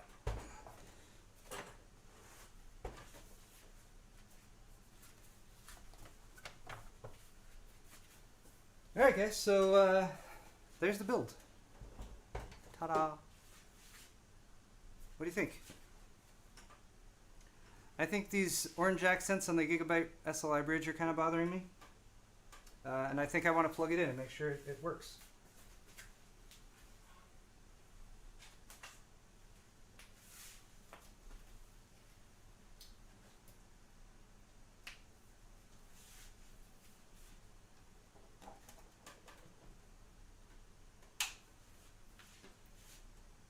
How are things looking? Looks alright to me. Hey, we have lights. That's good. Time for power.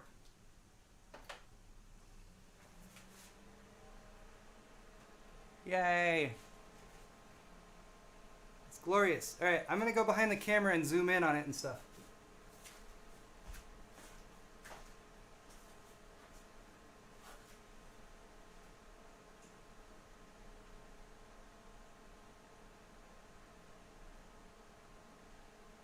That's as far as I can go.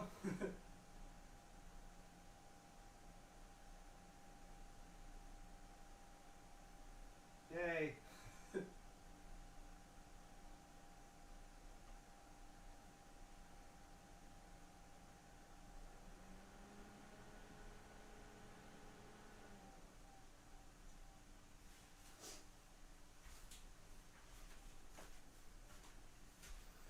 Okay, so that was a sexy close-up shot you guys got. That was as far as I could zoom in with the camera from that angle, but everything's working, so that's good. Fans are working.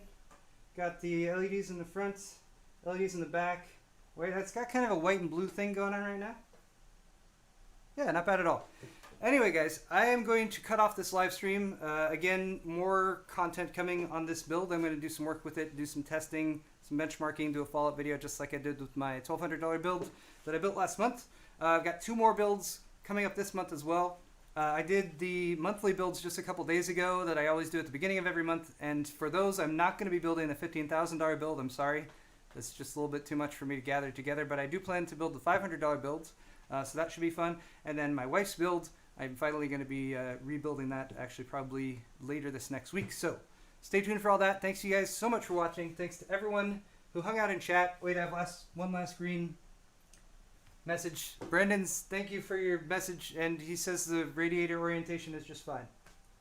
I think it's doing a fine job right there. Actually, you know what I should... Okay, one more thing before I close. I'm going to do this. Put the side panel back on. I will also say that after some initial noise, everything calmed down very. Like I've done nothing as far as adjustment wise in the BIOS or operating system, and it's staying very quiet. Ah. Oh no. Oh, Corsair. Okay. Sometimes they put the plastic on the plexi before they like install the plexi, and then the plastic goes underneath some other piece, and then you can't remove it. How am I going to get this inner piece without scratching the thing?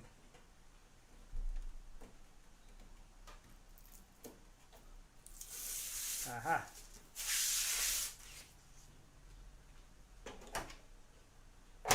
There we go. Ta-da! Alright, build is builded. And there she be. The front angle shot. There's a reflection now. Alright, that's probably better.